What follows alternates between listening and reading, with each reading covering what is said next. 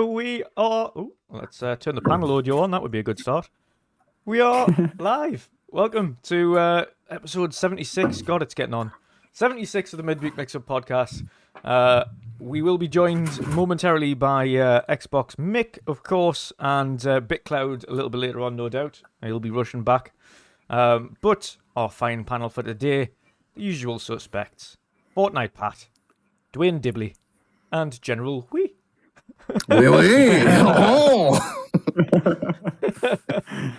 Oh dear me. But first and foremost, let's get the introductions in. Dwayne Dibley, otherwise known as Chambellan. How are you doing today, brother? What have you been up to? Yeah, not bad. Working. I'm coming to the end of a 7-day stretch of work. I'm knackered. So if I have my usual brain fart of not remembering my own name, let alone what we're talking about, then that'll be why. I've not really been playing much this week. Played a bit of Fortnite and a bit of the new Halo yesterday, but other than that, that's pretty much all I've been doing. Fair one. Although I did finish Moon Knight, which is amazing. I still I've got to watch that need yet. to start it. Is it worth it? Yeah, Well, the last episode came out today. Yeah, it really is. It's really good. I've Last been night enjoying the was amazing, season isn't it? so far. How So would I you can't wait rate to it watch on the 1 episode to after. Loki? It's very different to Loki. Loki is brilliant. Loki is, I would probably say, it's probably just behind Loki. If Loki was a 10, I'd say Moon Knight is a 9 or a 9.5 for me. Nice. Moon Knight plays around with psychology of the character. Like, he's got split personalities. His diagnosis is dissociative identity disorder, so he's got like multiple personalities. Right. Okay. Sweet. Oscar Yeah, Isaac it's really really good. does pull it off well. yeah. What I like about it, though, as well, I like the fact that they're exploring new characters rather than Spider-Man, Thor. You know what I mean? Just the popular ones. I like the fact that I didn't have a clue who this character was before. Well, neither do I, to be fair, so that's probably a good thing for me because I have no idea who Moon Knight is. I'm not a big Marvel geek.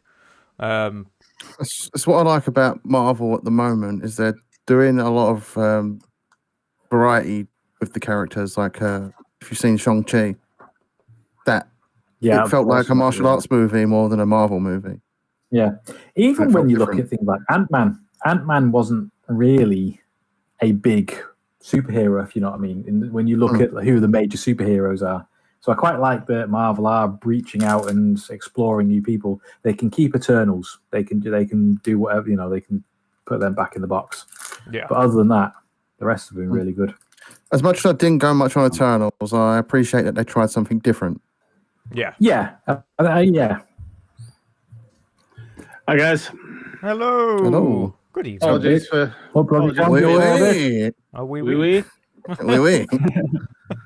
So I'm on a bit of a funny angle this time because I can't move anywhere because of my foot. I've probably just managed to just angle the chair slightly, so I couldn't set anything up or anything. So it's amazing how much you rely on being able to move around freely without thinking about it, isn't it? Yeah. And when you lose it, how much of a pain it is. So yeah. Thanks for waiting. dear me. But yes, we will crack on with the introductions. Next up, Fortnite Pat. How are you doing today, brother? What have you been up to? I'm doing good, guys.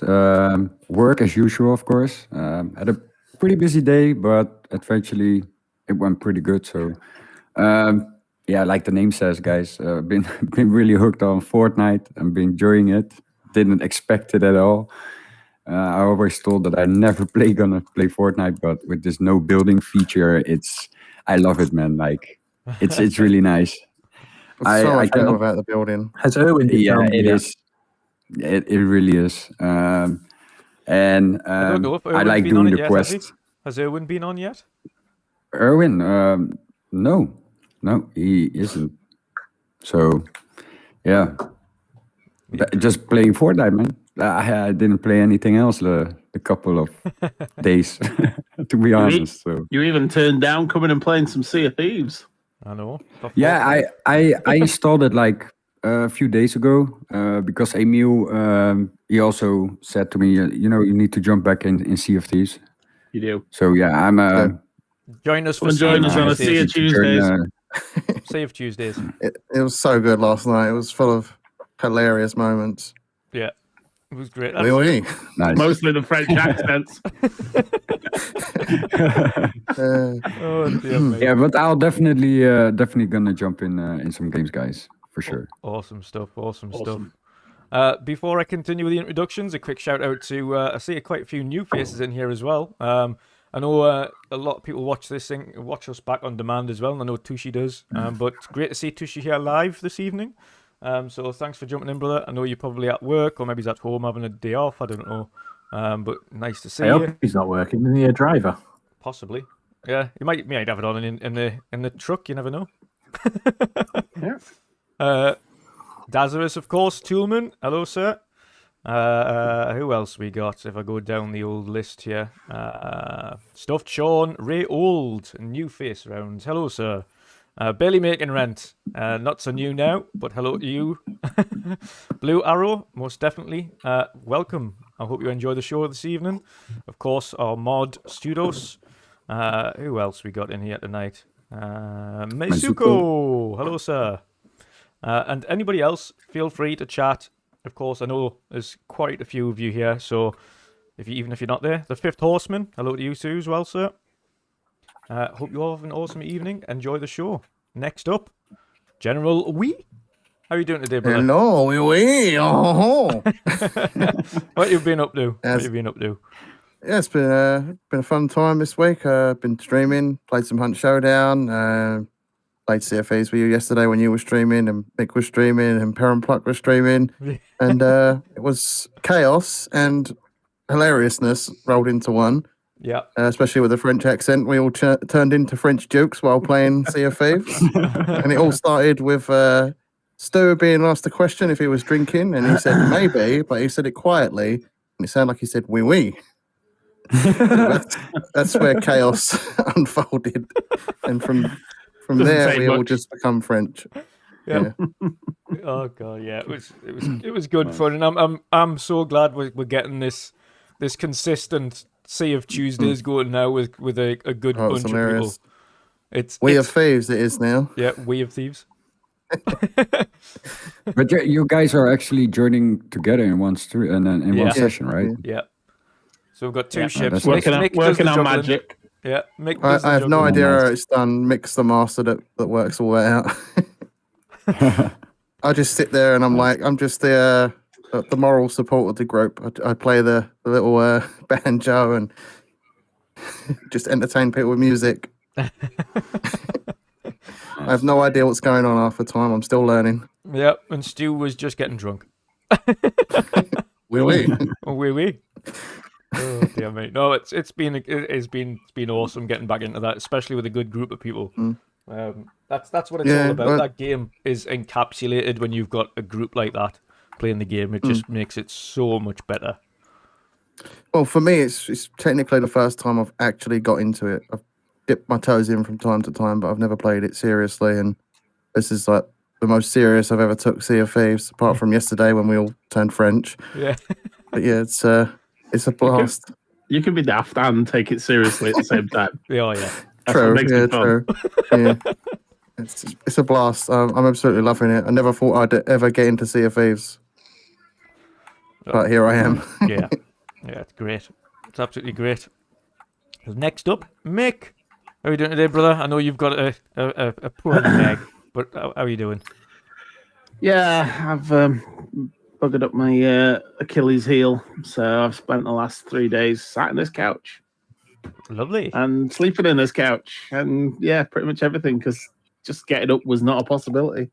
So crawling to the bathroom when needed. Literally, that's been my life the last few days. So yeah, we've been streaming and gaming is the only thing that's getting me through at the moment.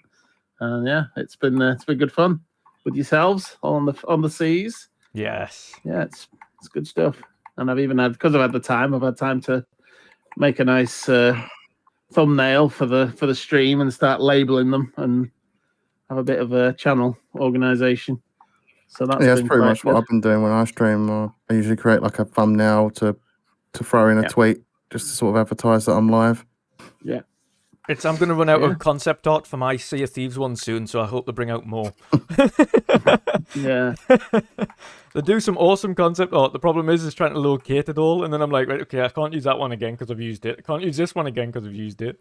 I've got like a template, so it's just trying to whittle it down. So now I'm going to just have to take screenshots. Yeah. But I yes, took a great screenshot yesterday of just the character sitting on the edge of the boat, and the water is amazing in that game. yeah. I've got one of you, Connor, playing your banjo while me and you watch our ship on fire and the other. That was a ship video I put on Twitter yesterday. It was your end. and it was the other ship. Somebody had shot the other ship with a cursed cannonball, so that was all lit up purple. And that was quite a good one.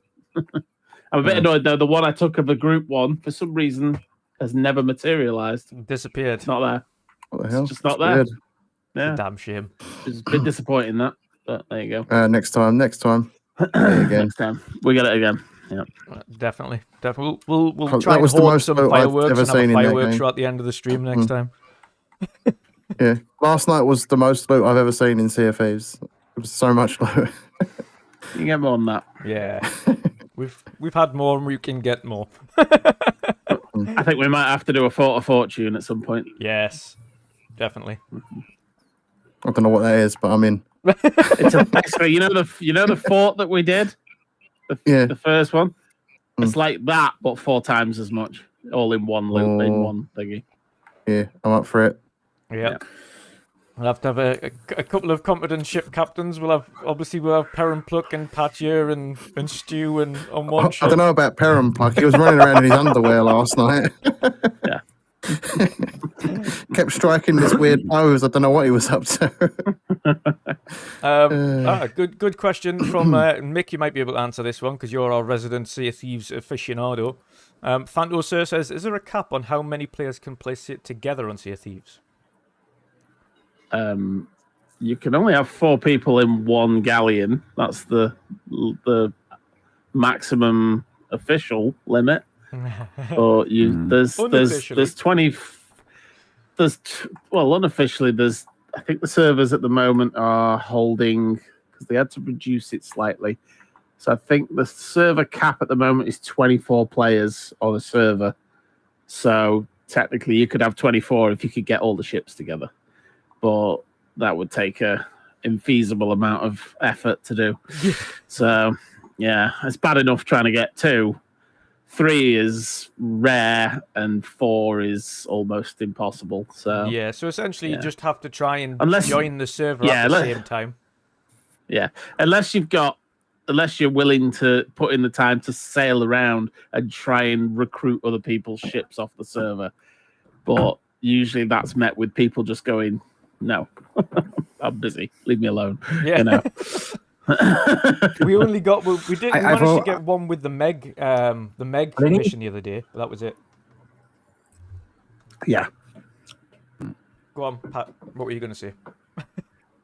I've always said that it's really unfortunate that you can like in a single game you have only 4 players, because sometimes you are like in a party with like 6, maybe 8 people, and now that Mick has a way to get all those people together in one game, that's pretty cool. So I'm looking forward to that, because I've always wanted to play Sea of Thieves with more people than only like 3 or 4. Not that it's good, but the more people, the more fun you have, like you guys did yesterday. So yeah, like Marion crashed into us the week before. They need go on. They need server lists. That's what they need.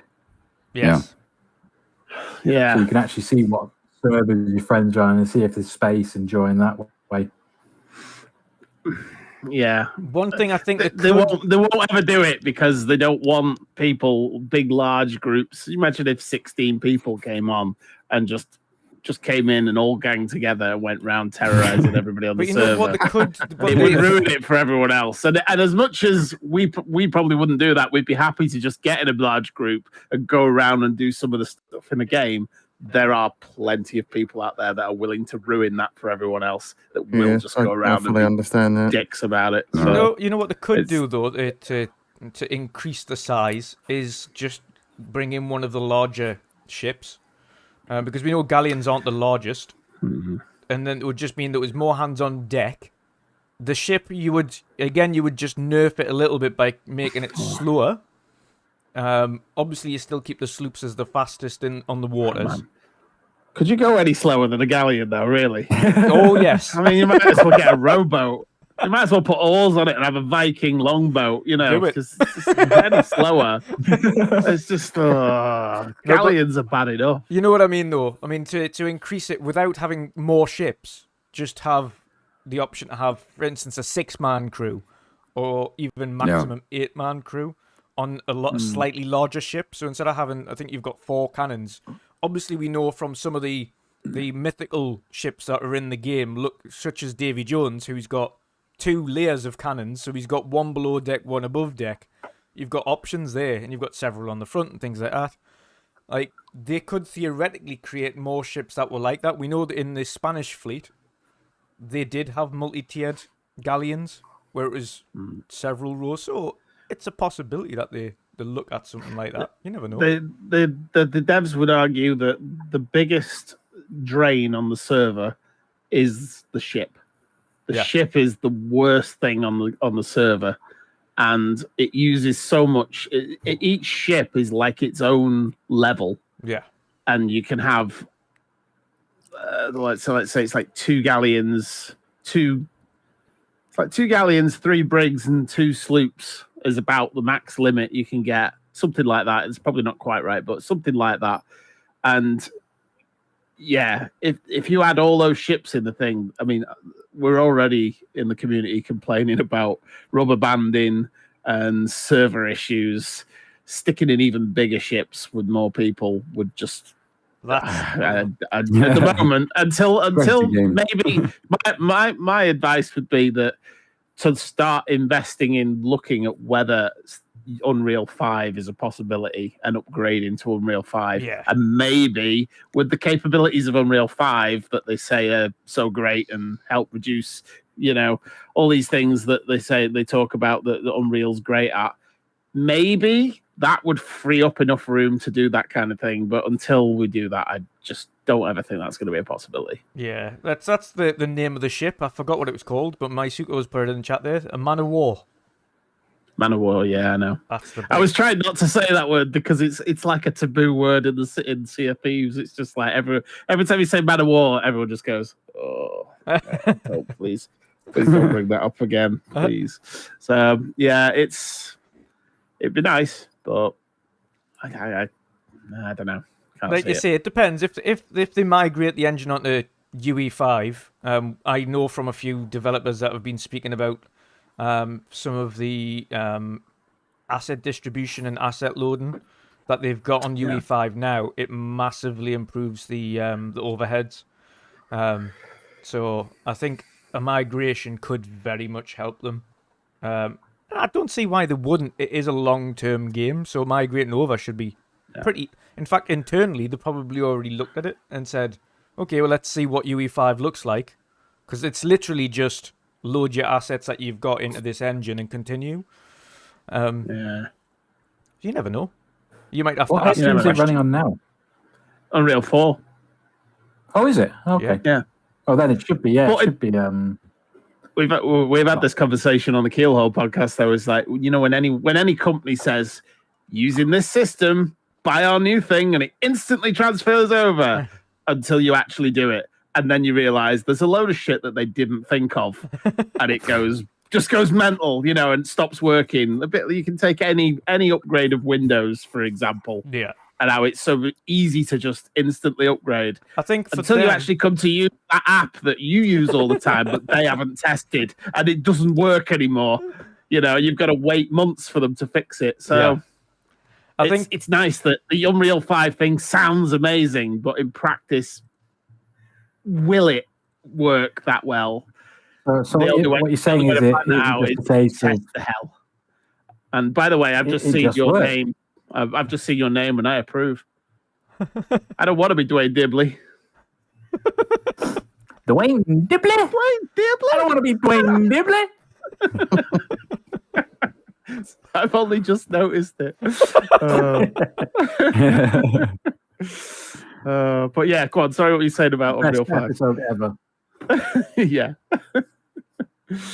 Yeah, what were you saying about Unreal 5? Sorry, Sean. No, I didn't realize it was Unreal 4, and I was just saying Yeah. where we heard the whole "it just works" before. Yeah. Yeah. I think Hello? every company, Detail. every company ever has Yeah, said they that. did I it. think when they're trying to sell their new product. I think for them it would be a case of they're probably looking and working on it out the background. They've probably migrated some of the assets into Unreal 5. They'll be doing internal tests and they won't be speaking about it because essentially, if and when it's ready to drop on the new engine, they'll probably just say server downtime. There's your update. The next update is the Unreal 5 version of the game, and you'll notice that it runs smoother. Some of them weird bugs that we're getting, like that one that's on the galleons, certain ship sets, things like that won't occur, and basics. That I want an Armada. yeah, don't worry about that one. There's a reason that's there. Yeah. Let's leave it at that. Yeah. Yes. We already know what that's about if you're an insiders. Yeah. So yeah, let's leave it at that. Yes. It'll be good. I will. But yes. But yeah, guys, obviously this isn't the Sea of Thieves show, even though we love to talk about Sea of Thieves and we've had a good time on it. Is it not? I'm out of here. See you later. See ya. See you, mate. Louis. But yes, of course. Au revoir. Au revoir. But yes, of course, this week, the major news that came out of this week was Embracer Group purchased the vast majority of the Western studios from Square Enix. Of course, that included Eidos Montreal, included Crystal Dynamics, and Square. Was it Square Montreal or something like that as well? There was another Square studio Yeah. that was. Yeah, I think it was Square Montreal. But yeah, so 3 major Western studios from Square Enix, or at least going to. Again, we know it takes time for approval, etc. And to get everything done and dusted, they've entered those discussions, they've agreed the price. $300 million. That also includes 50 IPs, including Deus Ex and Tomb Raider, most notably. First of all, I'm going to go to Shom on this one. Shom, you were a big Deus Ex fan. You love the games. Do you think this could turn out being probably the lifeline for that particular franchise going forwards? Having ownership that could potentially respect some of these IPs more and respect the studios more? I'm sure I read somewhere that they intend on bringing back Deus Ex. Nice. Let's have a look. But I think if they were going to sell, I'd probably, as much as I don't like Embracer Group just gobbling everything up, in terms of those IPs, even Thief, I enjoyed Thief. I know Thief gets a lot of crap, but I love those stealth type games, these Splinter Cells and the figuring out my way around and doing it as quietly as possible. Apparently they're supposed to be bringing back Thief as well, or that's what they're thinking of. Embracer, let me have a look. Yeah, I enjoyed Thief. But I enjoyed Thief. yeah, I mean, I enjoyed it. I mean, when you look at like the graphics and the gameplay in terms of how it feels, it's a little bit dated, but I still enjoyed it. I still thought it was a decent game. I don't think it should have been a full price game, but it was a good. If you see it on sale and you like those types of games, then absolutely go for it. Yeah. I'm not being funny, but when you see some of these sales now on Xbox, and they're like the Steam ones, they're only a few quid, and I find it hard not to buy a game when it's like $2.99, $3.99, and you think, I don't care whether I've heard bad things about it. It's £3. Yeah. I'll try it for myself for that price. I don't really care. Yeah, exactly. I've done How that. many times did they have that Thief is one of those games that you do see for less than a £5 very often. So Yeah, it's definitely. just like- If it just ever give comes it a at a crack. sale, just buy it. Like I said, it'll feel dated because it was like an early Xbox One game. Yeah. So I mean, technically it is, but it's a fun game if you like that genre. If you're kind of not really into that genre, then you probably won't like it. But I love that genre.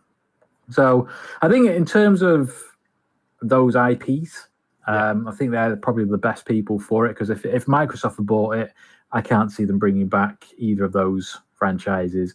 If Sony bought it, definitely not. And that's just not in their. It's not their type of game.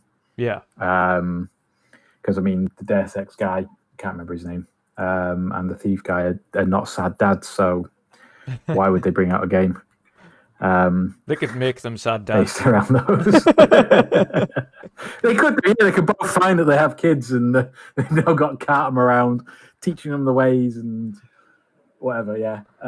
So I think as they were up for sale, I'd rather them than Tencent as well, where you're probably going to get microtransactions galore in everything. So I'm quite happy with that they've got that. And again, if you're a one console owner or something, you're not having anything locked behind one company or another. Now, you can't obviously rule out any time deals or exclusive deals, but you're guaranteed that every game, the Tomb Raiders aren't going to be locked behind one thing. I can't even see Microsoft or Sony buying Tomb Raider. Yeah. Yeah. And to be fair, it sounds strange, but I'm glad Tomb Raider remains a multi-plat. It's historically been pretty much everywhere. And it should remain pretty much everywhere. It's one of those. It's not a multiplayer game first and foremost, so Microsoft wouldn't have the remit to have to put it anywhere. Sony would most definitely make it exclusive if they had it. I think being an embracer keeps it multiplat, keeps everyone playing it. It is a tremendous game. I'm looking forward to seeing it on the new UE5 when that game eventually releases. But I'm more excited to see, like I say, a potential revival for the likes of Deus Ex, because I know, thanks to Square Enix, the Western studios have been kind of dragged through the dirt. They severely kind of hampered them, made them do things they didn't want to do, such as in the Avengers game. And we seen what happened with that. It's just unfortunate. Would give me bad flashbacks, Dutch? I mean, Square Enix. Avengers. Oh God, no. Go on, Square Sean. Enix seem to have this really warped sense of what their games should be selling. It's like everything that they've made, that the Western division have made, we're disappointed with. And it's just like, jog on. It's just like, I can't remember which podcast I was listening to recently, but they were saying like the new trilogy, Tomb Raider trilogy, across all platforms sold something like 38 million. Yes. And you're disappointed with 38 million. I know it's 3 games, but you're disappointed with that. I mean, come on. Yeah, it's insane. Like I've looked at the stats as well previously for Square Enix, and this is when they say it underperformed. I'm like, well, in comparison to what? Because Avengers did more than 8 million units. Guardians of the Galaxy's done more than 8 million units. And the Final Fantasy VII Remake, at last count, only did 5. So underperforming in comparison to what? Like, in comparison to Final Fantasy XIV, which is like a juggernaut MMO, you can't compare a regular release to a massively multiplayer online game.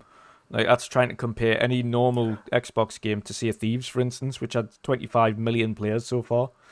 Like, it's. I'm wondering whether they're upset because they probably forked out a shit ton of money for the licenses. Yeah. Yeah, especially for Avengers. I wouldn't even want to know what the Avengers license would have cost. And then it's done well in terms of selling, but when they say they forked out, say 100 million for the license, but they've only brought back 75, then it's a disappointment. So I mean, it depends on how much they paid for licenses and stuff, and how much they've made back. They probably wouldn't surprise you if they made a loss. Definitely, but then you would have to think that game to die now. I was going to say, then you would have to think, if that's the case, we know Spider-Man did the first Spider-Man on PlayStation did 20 million units to date, but how much would it have cost them to? Because they would have had to negotiate that, even though they have half the license, they don't have the full license. They have half the license to Spidey. They would have still had to negotiate the remainder of it with Disney Marvel. They probably get some mates rates. I Yeah. bet they get a mates rates type thing. Yeah.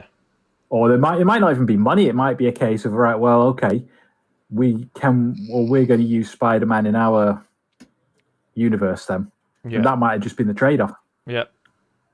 What, you mean Spider-Man in the Avengers game? No, Spider-Man in general, the Spider-Man Insomniac game. Yeah. Been able to use that license, and rather than paying Disney for the use of that, they could say, okay, well, we'll let Spider-Man appear in the MCU. Yeah. Yeah. And that means that's the way it's a trade-off, and it's not costing them anything. It's just like, okay, you can use him. Yeah. Yeah. It's what Microsoft does really well. They've got assets and stuff that they can use in deals, and whether it be Azure or well, we'll do this, but we'll give you 5 years of free Azure. They've got a lot of stuff they could use. That's what companies do. Yeah, it is. It's It's not all about cash. Yeah. So, do you think, as a round off question for yourself, do you hope then that the Deus Ex, because I know, like I say, you've mentioned that alongside Splinter Cell many a time. Do you hope then that Embracer Group of all companies will bring that back and do it justice? Yeah, because the second one is the second of a trilogy. Yeah. So, I mean, I only want it providing that the devs want it. If the Embracer Group kind of say this is what you're doing, then I disagree with that. I think any game should be made by the people who want to make it. There's no point saying you're going to make this, and the devs are like, well, we don't want to make that anymore. Yeah. Because you're never going to get a good game. You want people that are passionate about the games that they make. If you're being forced to make something, then what's the point? You're just going to get half-assed. Right, okay, there's your game. I've got to agree with that. Yeah, it could be. Yep. It could very well be half-assed, to be honest. Like I say, Do we know what the work ethic is in Embracer? Like we always hear about Microsoft purely because a lot of it gets clicks for for companies, but Embracer's, I've not heard of any company that has said since we've been Embracer, this is what it's like or anything like that. You just don't seem to hear anything. I think they're quite hands off. I've got one, yeah. My sponsor, this side, Grimfrost, was acquired by Embracer last year. And I've had the email, I've had the explanation as to why, I've had the remit, I've had the blurb from Embracer Group as to how they operate and what their intentions are.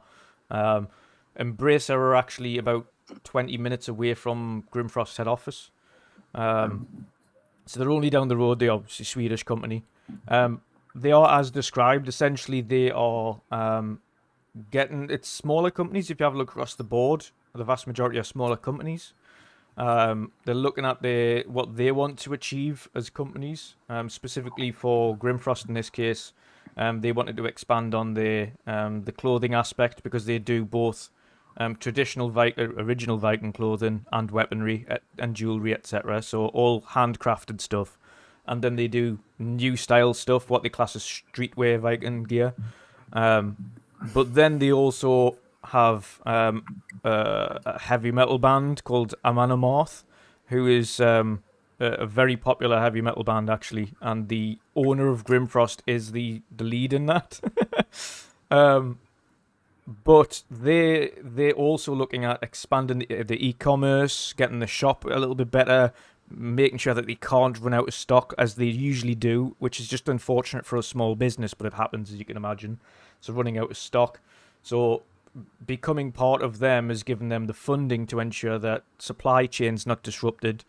Stock is pretty much always up to date and there and available for people who want to buy things. They don't have to wait months for it to return. And secondly, they also mentioned themselves potential crossovers and working on things like video games.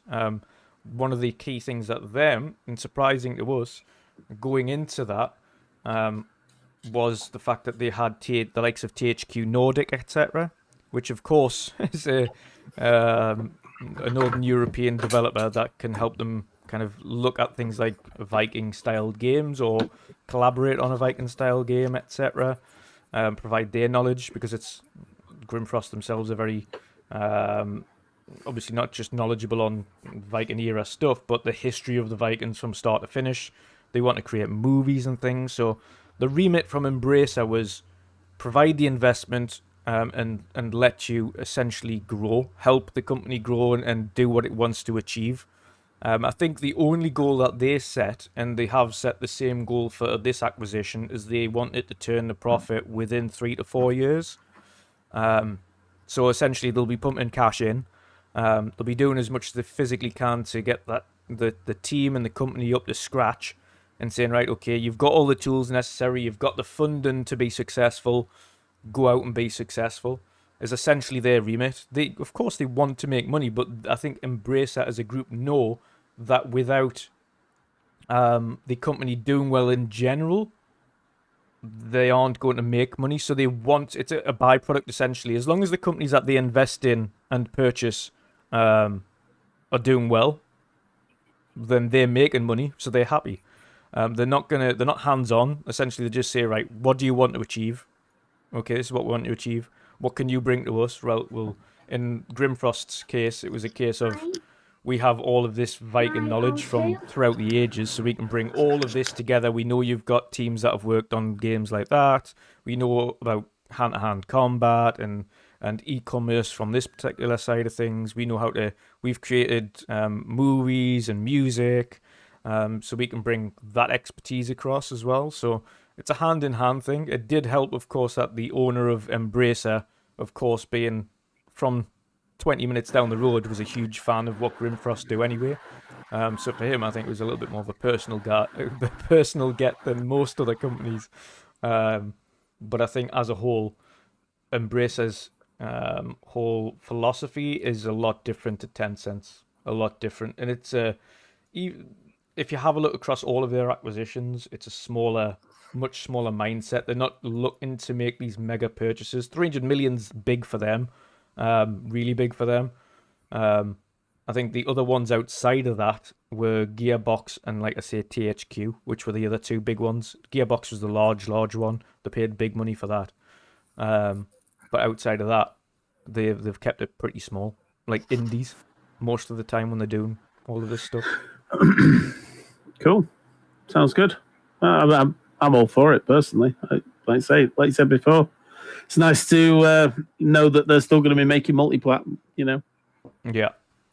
That's the important thing, really. That's the best thing. Like I say, I think Tencent's mentality, as John mentioned before, you are more likely to see microtransaction riddled stuff. You're also more likely to see them focus on mobile converted versions of games that don't work.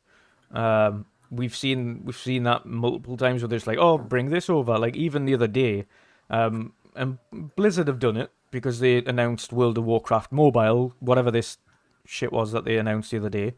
And I think Jez Corden mentioned it himself. He's like, I can just see this going the way that Gears Pop went. Like Gears Pop came out, people played it for a little bit, and then it's gone. It's dead. Like some mobile games are worthwhile investing in, but the vast majority are not. The vast majority are just app fodder that disappear. Is that a different Diablo mobile game to the Immortals one that they announced? Oh yeah, it's a World of Warcraft mobile game. Right. Okay. Oh, so right, yeah, because it was on about Immortals on Erzin Rand's podcast, and he was complaining about it, but he then said it's going to be massive though. Yeah, it just will be. It'll be huge. Games. Yeah, because it's a mobile game, and they just print money. Even though none of us like it, none of us play them. There's a lot of people out there that wouldn't consider themselves gamers, but they spend a lot of money on playing games on their phone. Yeah. Mm-hmm. Yeah. Candy Crush. It's good, and Jesper's got a good point there. Case in point, what Jen said, Candy Crush. Yeah. The Prince money. Was it something like 400 million a quarter? That game, Yeah. Prince. Oh, It's ideas. obscene. It is obscene. Yeah. Yeah. Well, None of those people would they're the consider reason why- themselves as devs, as gamers. Oh, well, I love you and leave you, lads. I'm going to go and learn how to make mobile games. I'll see you in the future. Well, Remember the thing us. is like the Candy Crushes is the reason why Microsoft are paying so much for Activision Oh, Blizzard 100%. because of King. 100%. Yep. King is massive. King is one of the main reasons they're getting them. King, mobile Well, that's it. developers. People seem to think that they're paying 77 billion for For COD. Call of It's Duty. like they're not paying 77 billion for COD. No, it's King. Yeah, it's 100%. I would say it's probably about 70% King. The rest of it is cloud. Cloud Yeah. infrastructure, King, and then the tail end, maybe it's about 15% is COD. To go back into what I was saying, I did find the article eventually. Yep. It's an article I've never heard of before, so take it from a pinch of salt, but it is supposed to be a direct quote. It says, Eidos Montreal studio head David Ansfossi confirmed that his team is working on a brand new Deus Ex game.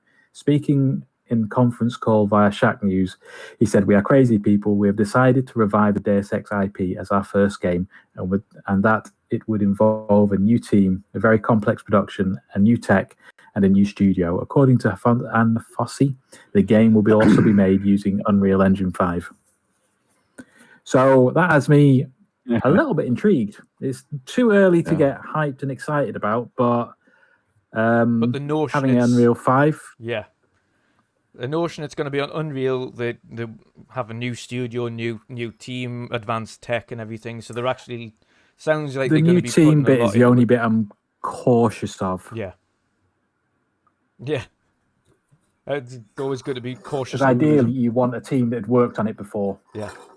Yeah, like the Prince of Persia remake that is now being worked on by the Oh, people that geez. originally made it. Like it should have been in the first place. That Yeah. Back to the that did drawing not look board. good from the moment they showed that. I kind of feel sorry for the devs that showed it because I don't know whether they were told, right, you're making a remake, that's it, or whether they asked to. I don't know the story of that, but it's a little bit embarrassing for them, isn't it? Yeah. Was that the first E3 showcase during the first lockdown, like 2020? I think so, yeah. I When think they it was announced the that. first digital one. And they just, the Yeah. backlash was just, I mean, I have to admit, I was one of them. Was just like, what is this shit? Yeah, doesn't even- it looks almost it doesn't as bad as even the look- original. Yeah, it doesn't even look like you've done anything to it. This looks like it's had a bit of a bump in resolution or maybe FPS, and it's just on backwards compatibility. Yeah. It just looks like the old Yeah. game on backwards compatibility. It doesn't look any different. And yeah, that was the sign from the beginning. It wasn't going well. It's a little bit, I mean, it's a bit embarrassing for the studio. It's almost like in football terms, coming on as a sub and then being subbed off 15 minutes later. Yeah. Yeah. To Jesper's comment actually in the chat, it is, yeah, you are correct. According to Investor Call and Embracer, at least anyway.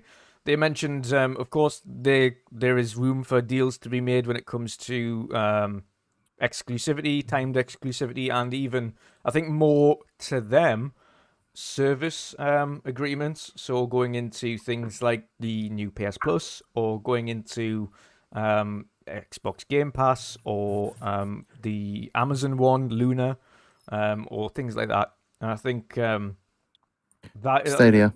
yeah. Oh god, yeah. I don't think anyone's making deals for Stadia. I wonder. Good old Phil If Harrison Xbox- cocks it up again. Yeah, jeez. Yeah.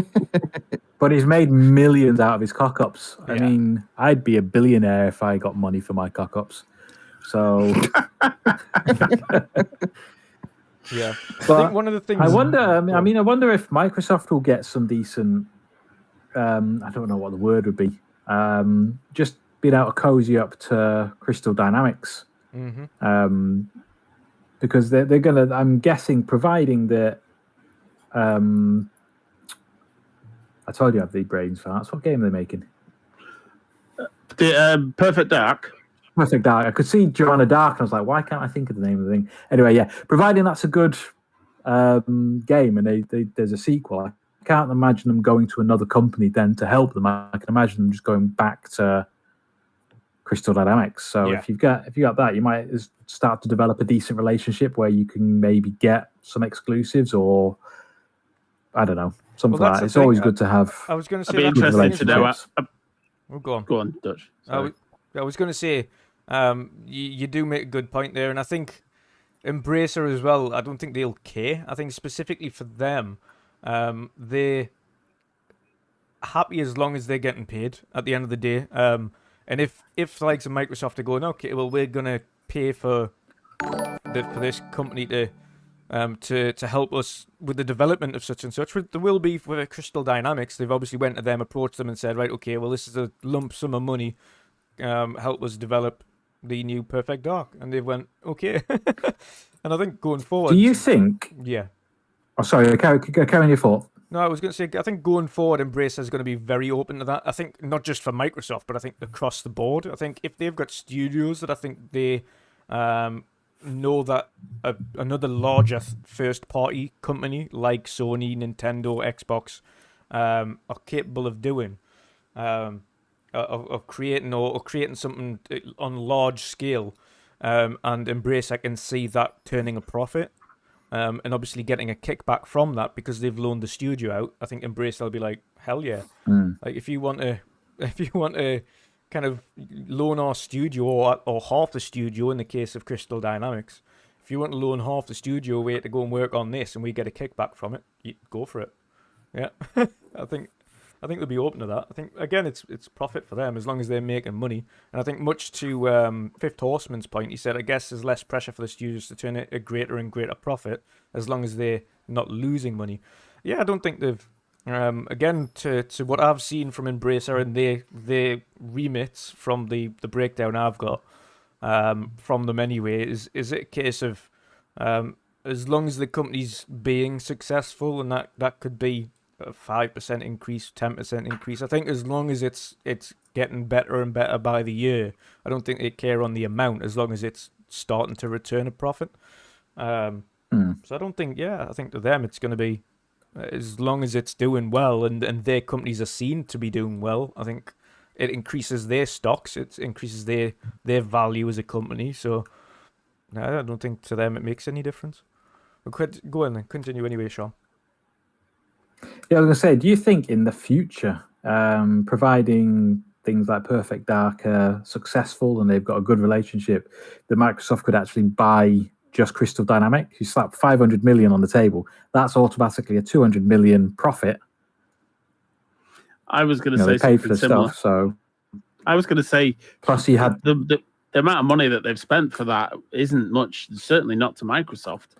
So do we think that maybe Microsoft backed off on this and thought we need to concentrate on the Activision thing? Yes. Yeah, just let them go off to, and then once things have calmed down, we can still, even if they double in price, I think we can still afford to buy them later on. I think what I've noticed, we don't want to losing this Activision and King deal. Yeah. Yeah. I was before I continue anyway. Sorry.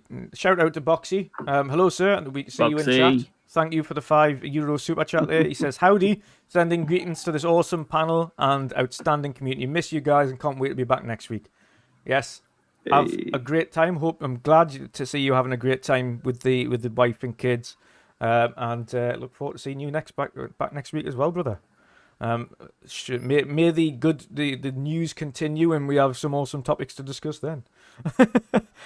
But continuing on from that, yeah, I think Microsoft, it's not so much I don't think they backed off. I think from the acquisitions they've made and will continue to make, it's not now just about IP. If you have a look at the work that, even if you go down to granular detail, if you have a look at Bethesda, one of the key reasons they purchased Bethesda in the first place as a group was Starfield. The IP itself, they mentioned that themselves. One of the key things that we see and that they had working on, that we've known for a very long time about, was this IP Starfield. That's one of the key reasons we purchased them for. So that one, it's an IP, but it's also the first one in 25 years on a new engine. So I think they're very focused on that.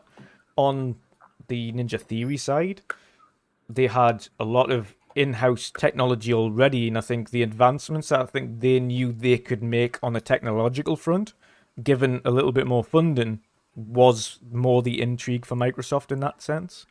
We've discussed the Activision Blizzard, and we know that the investment there was on really more on King, the mobile front as well.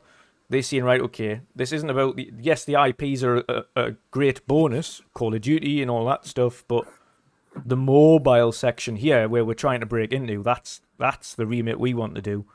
Then you have a look at the partnership with Sega, and this long-term strategic partnership on technologies, etc.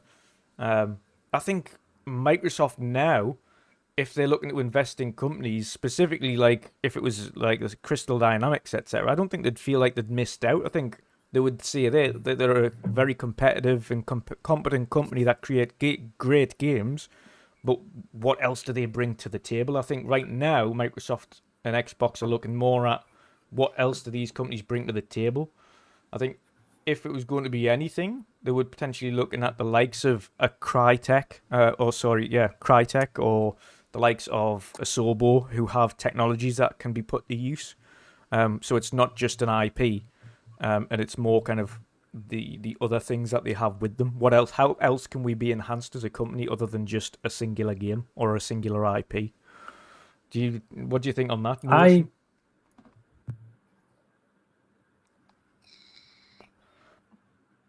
Who was that to? That was to you. Because it was yourself I interrupted. I think had they been in the position, I would think they would have purchased them. I think because of the Activision thing, they've held off, and it's one of those.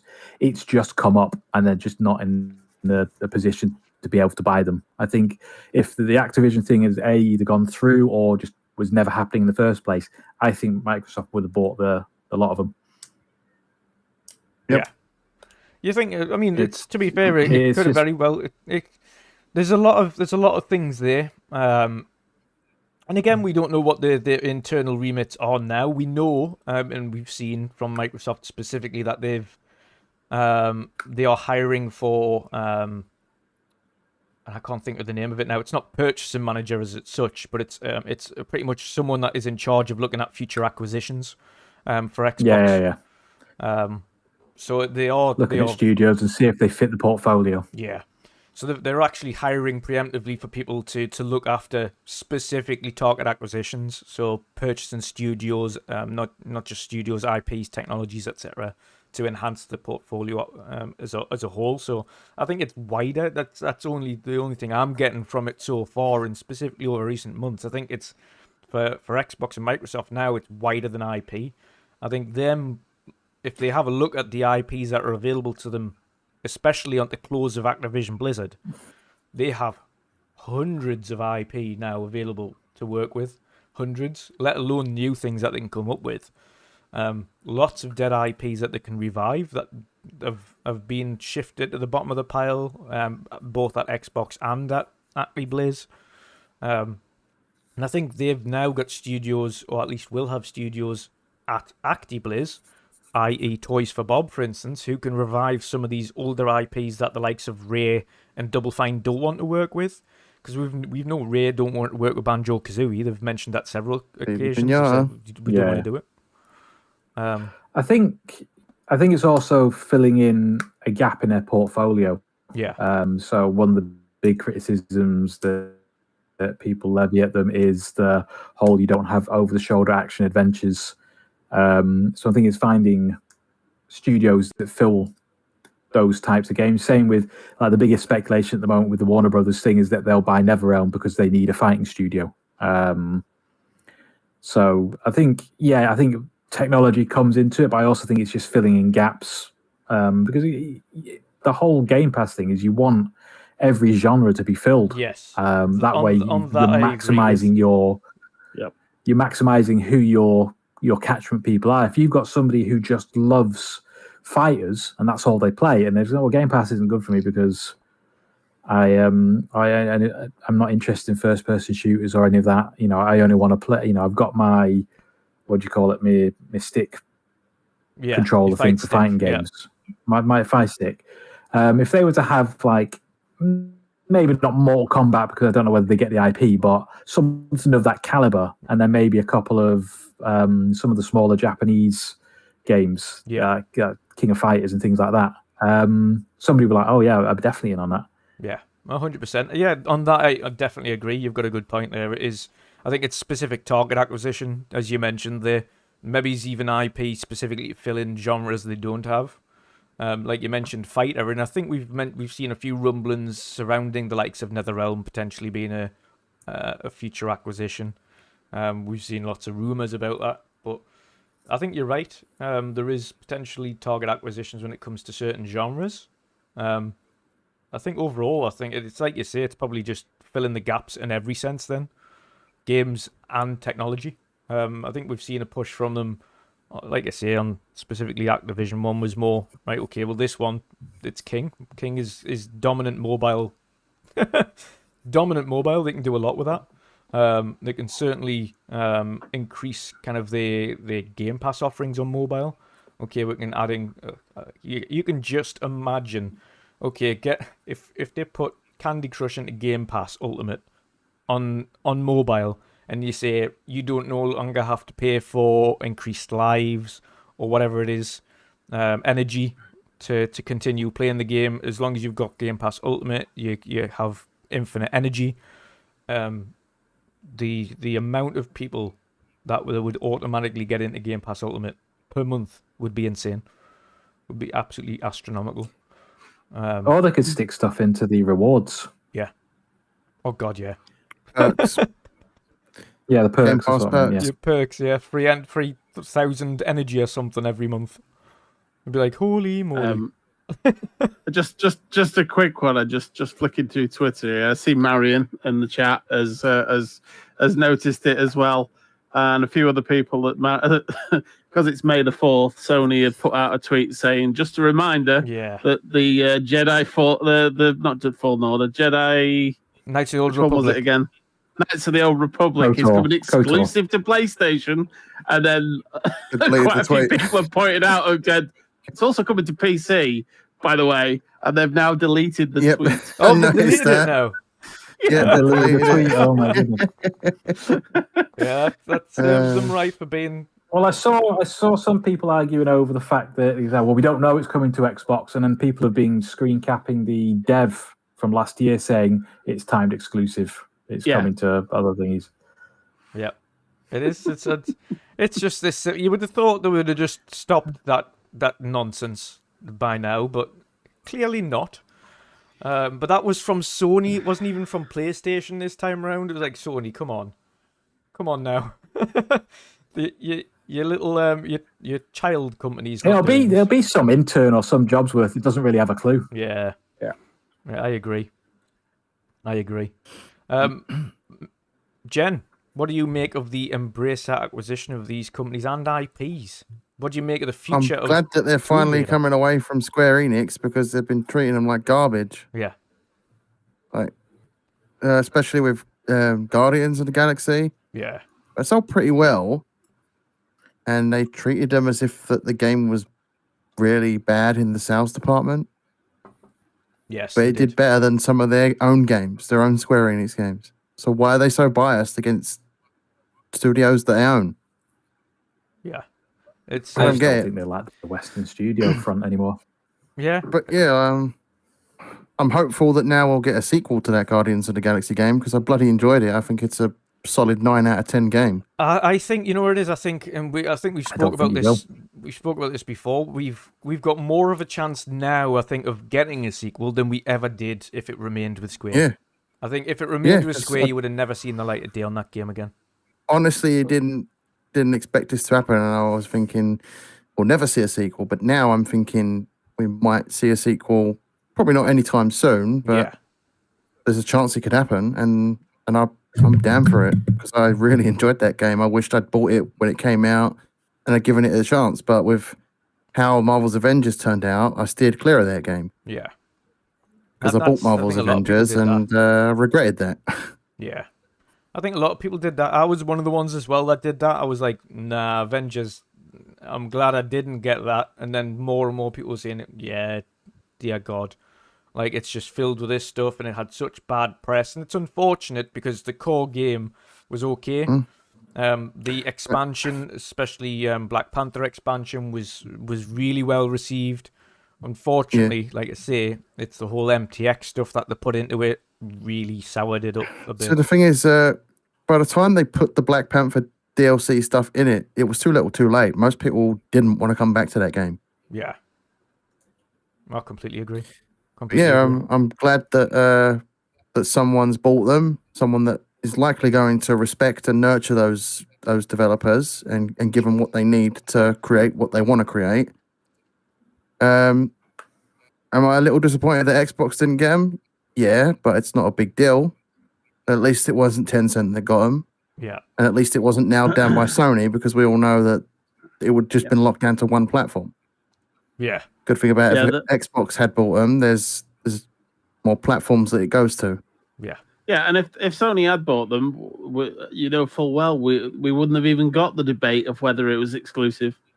Yeah. You know, like when Xbox buys something, it's in every article. Oh yeah, definitely. Is it Starfield's coming to PlayStation 5, mate, no matter what. Even when they say it is, they still put out things saying might still be coming, and you're like, it's not. It remains to be seen. Yeah. Yeah. But if Sony had bought it, it'd have just been end of conversation. Yeah. Without a doubt, Starfield's coming to PlayStation 5 this year on YouTube.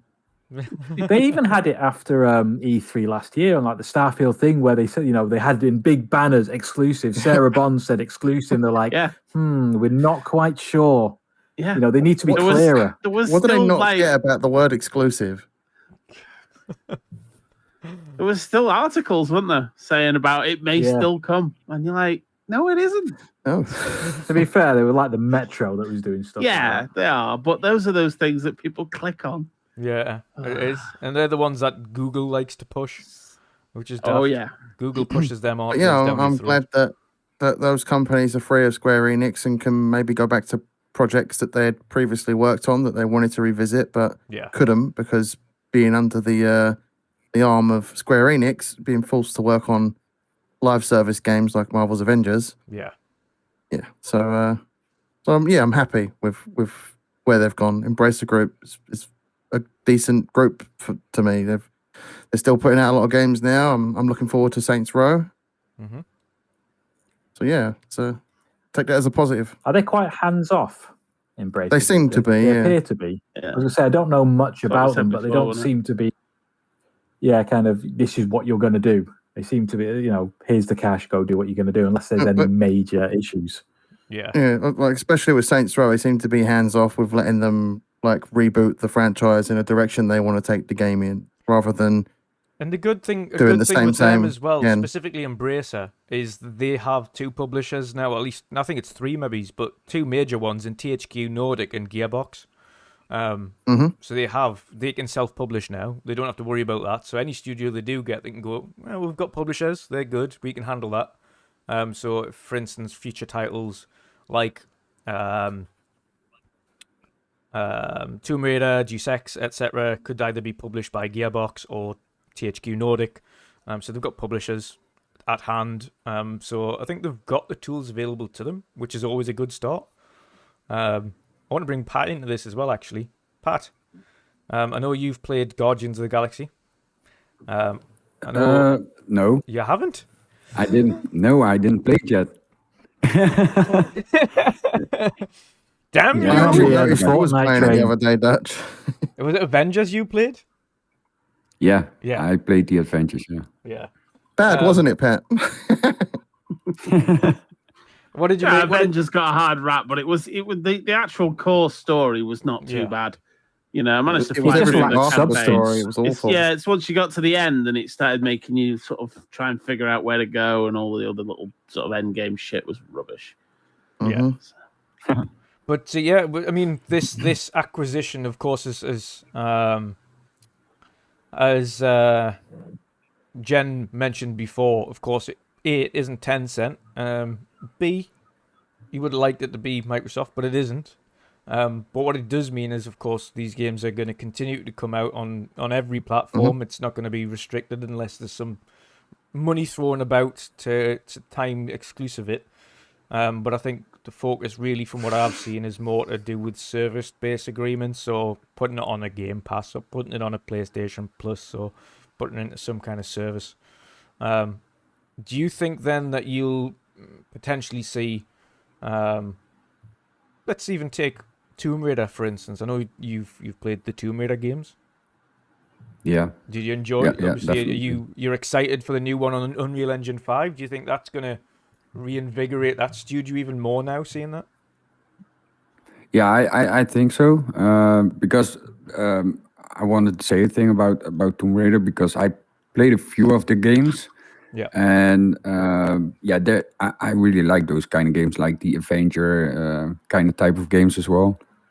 But yeah, I'm looking forward to actually see the new Tomb Raider game and see how it is on Unreal Engine 5. So yeah, that will be I think will be pretty good because like I said, Shadow of the Tomb Raider. It Yeah. was, I guess. Yeah. Yeah, that game was so good, and I think with this combined now, yeah, it will be pretty awesome to see what they have in store, and how it's gonna be. You know, like. So yeah, it's. I've tried to play Deus Ex as well. I wanted to download it because I seen a lot of people also talked about it on social media and stuff. And now hearing also Sean, he likes it. So yeah, I might jump in that game as well before anything new is coming. So Definitely. Would you think? yeah. Do you think we'll get a?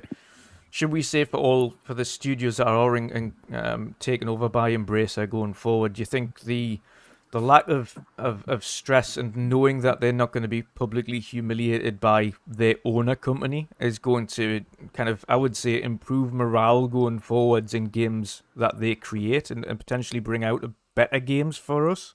Such as, of course, we saw what could have been with Marvel's Avengers if they didn't get hampered by the requirement by Square to include microtransactions. We know how good Guardians of the Galaxy, obviously from us that have played it so far, and I definitely recommend you play it, Pat, because you'll enjoy it. Guardians of the Galaxy that didn't include microtransactions. It was a full game at launch from start to finish. Yeah. How well that was received and how and obviously it won multiple awards as well, which was awesome. Do you Good think, lengthy game as well, Guardians. Yeah. It's lengthy, but it's also not too lengthy. I think me and Shom spoke about it a little bit. The end drags a smidge. Not as bad as Scarlet Nexus. I mentioned that before the show as well. Scarlet Nexus dragged a lot at the end. This one does drag a little, but overall, great game. But it was great to see, I think, with a little bit more support from their parent company, we can potentially expect better. Do you think them studios are going to feel more relaxed now, knowing that they're going to have, should we say, not the pressure by getting called out by their parent company for saying that they haven't been successful, that they've underperformed and underachieved and haven't done well? Do you think they're going to potentially bring out better games because they're now away from their old company?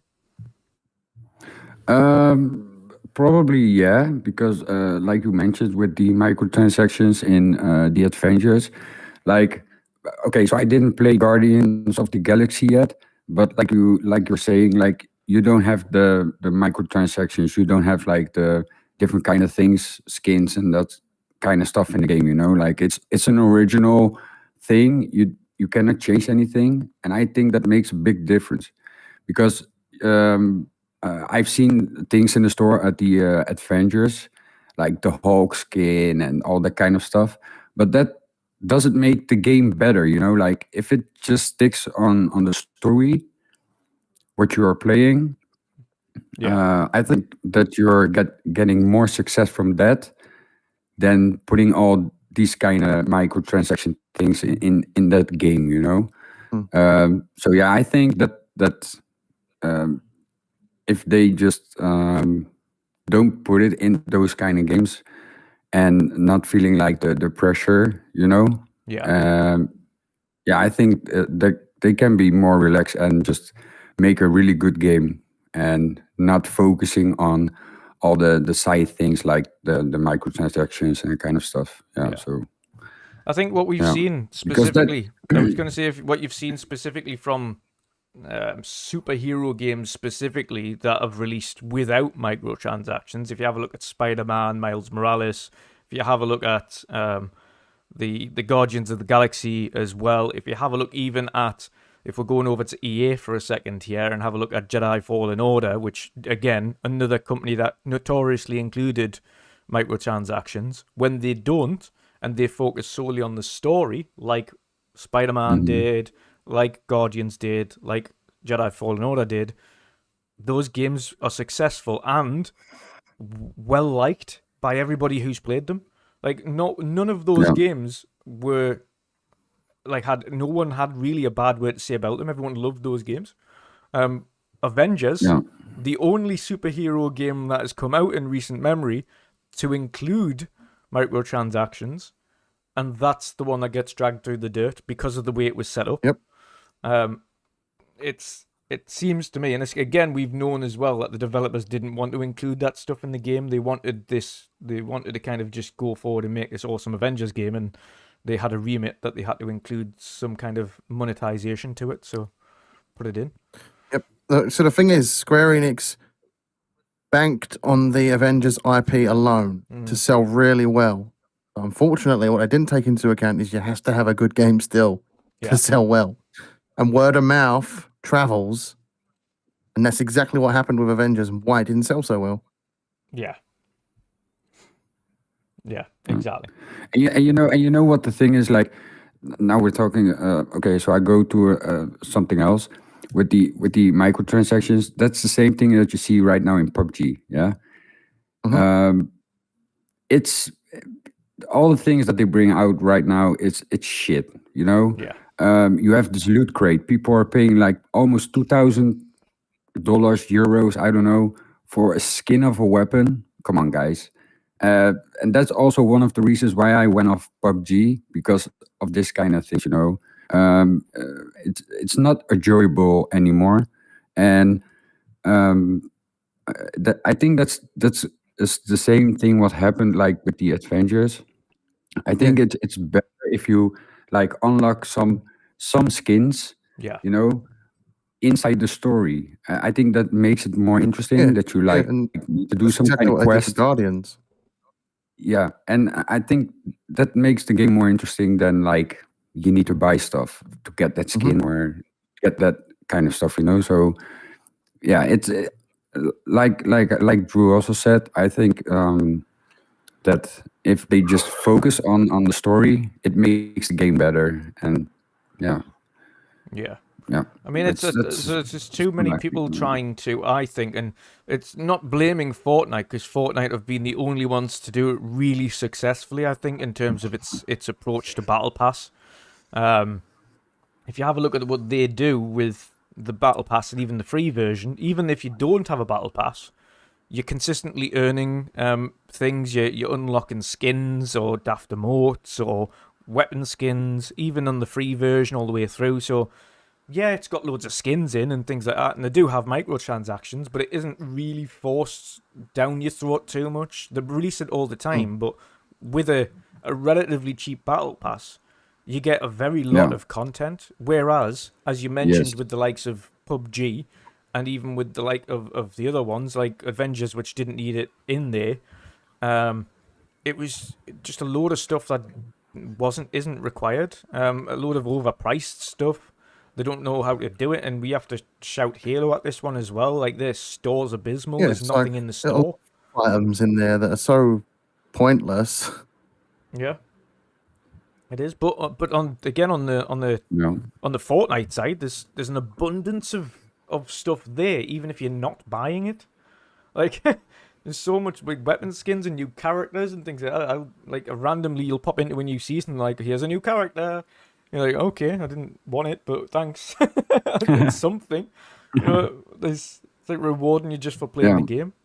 There's more companies. Yeah, and they also have like events throughout the year where they give you free characters and stuff like that. Like, for instance, the Christmas event, they always give free stuff to you for the Christmas event. The last few years, they've done like a 12 days of Christmas thing where every day you come back to the game, you get a brand new new little package that gives you a skin or a glider or something random, you know?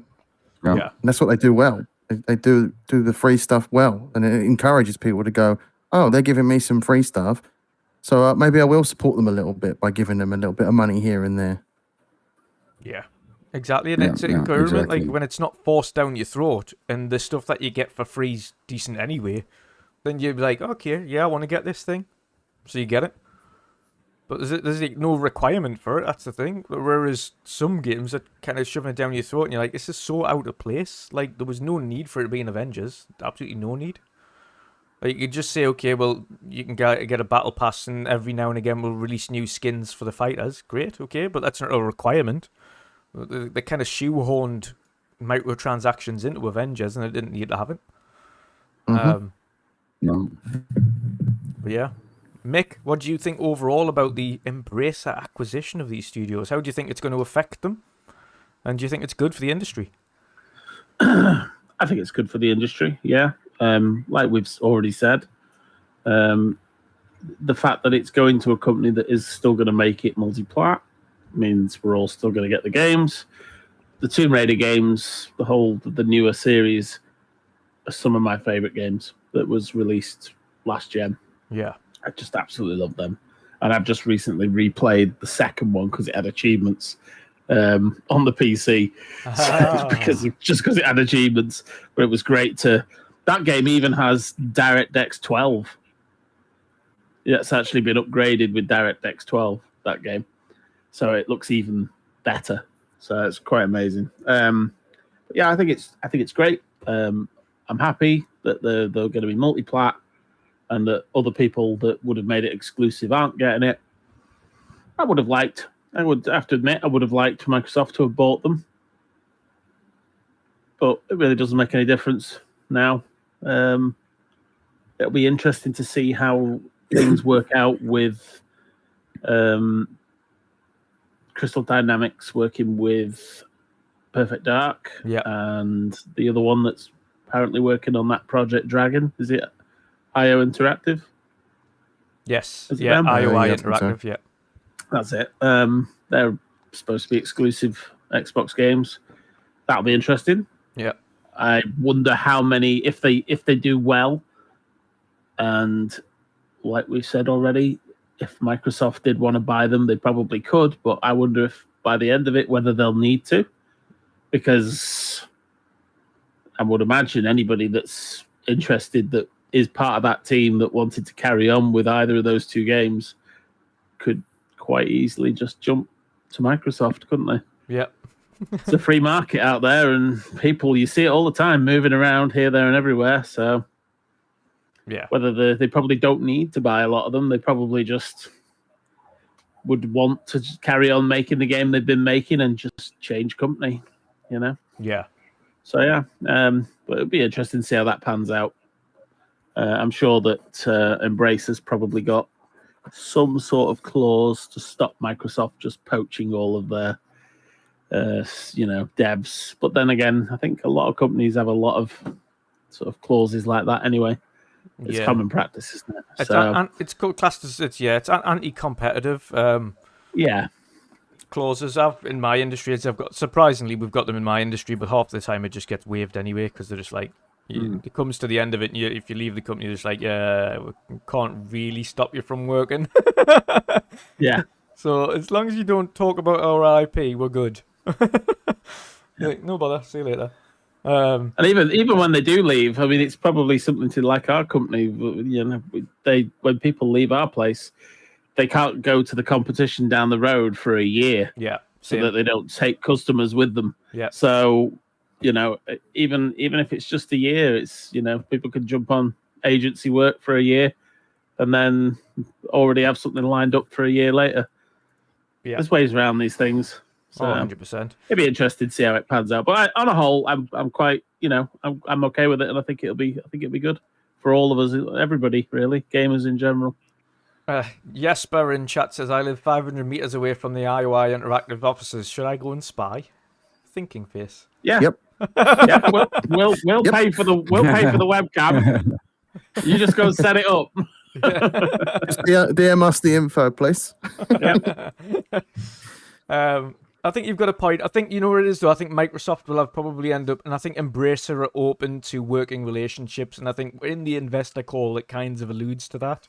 They're like, oh, no, we're open to discussions with any company that wants to work with us. So I think going forwards, I think it's more... I don't think they'd be concerned about taking staff.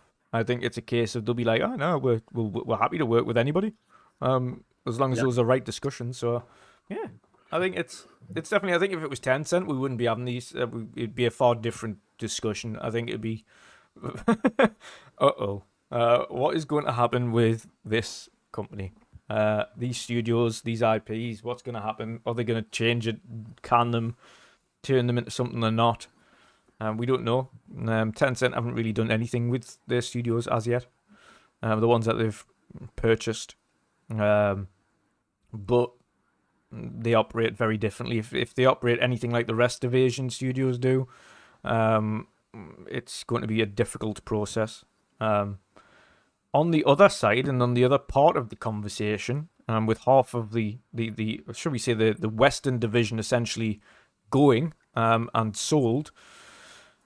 Sham, what do you think on the likelihood of Sony now acquiring the remaining Eastern section of Square Enix? It depends if you want to believe all the insiders. I think it's fairly strong. It does seem that they've been eyeing them up for a bit, but I kind of see what's the point, because they pretty much get all their games anyway as exclusive anyway. Yeah. Do you think it would just be to save money instead of having to pay out for exclusivity all the time?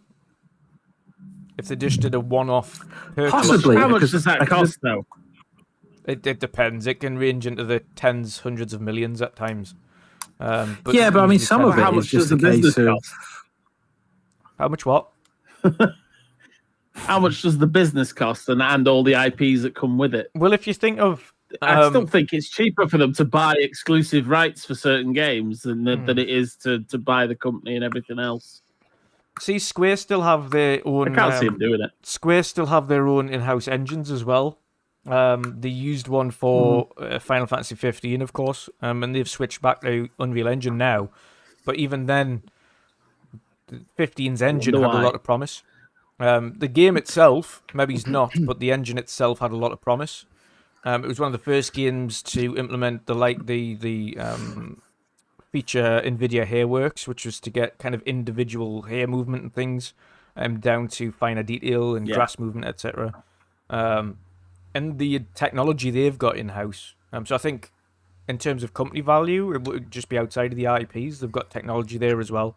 Of course, they've got cloud. They have MMO in one of the largest MMO on the market, Final Fantasy 14. So it'd be locking down, which is why I don't think they'll be cheap. Yeah, it would be still multiple billions. I would probably still say 7 to 8 billion for the remainder of Square, specifically on technology and Final Fantasy 14. I wonder if it depends. that's What's why the yearly sold... income of Final Fantasy of the MMO? Yeah, because I mean, if that's like 3 or 4 billion a year, it's going to be a lot more than that. I wonder if they sold up their Western divisions just to make the company a little bit more cheaper and appealing to Sony to buy them. Well, this is the thing. They sold the Western and this gets even worse for Square because it shows where their mentality's at. Part of the vast majority of the reason they sold the Western divisions was to invest in blockchain, cloud. Oh yeah, I remember that in the article now. Yeah, blockchain, cloud, and other investments.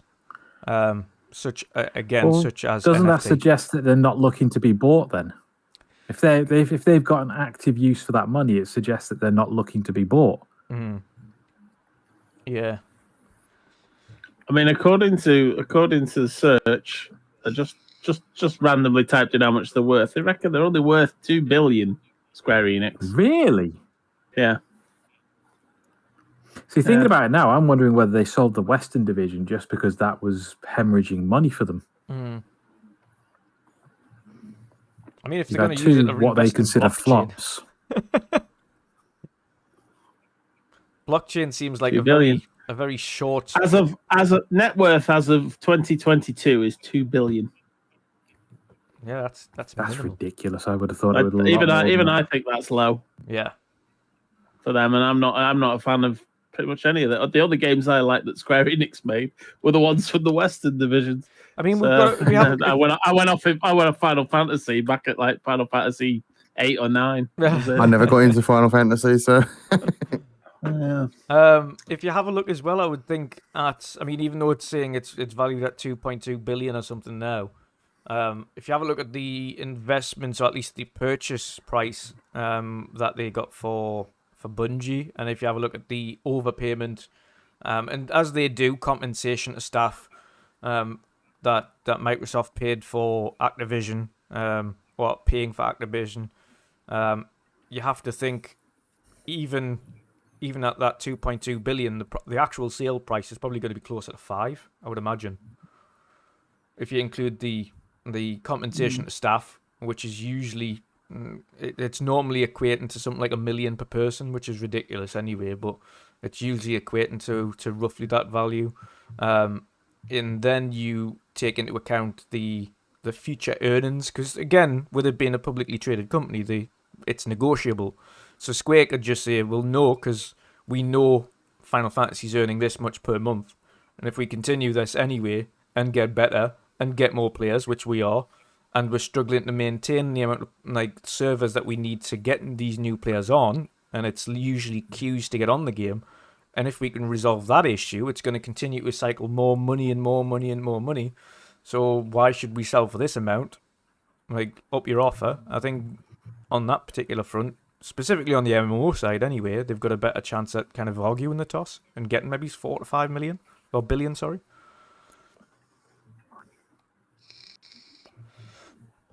In general, what do you think of the likelihood of Sony getting the remainder of Square?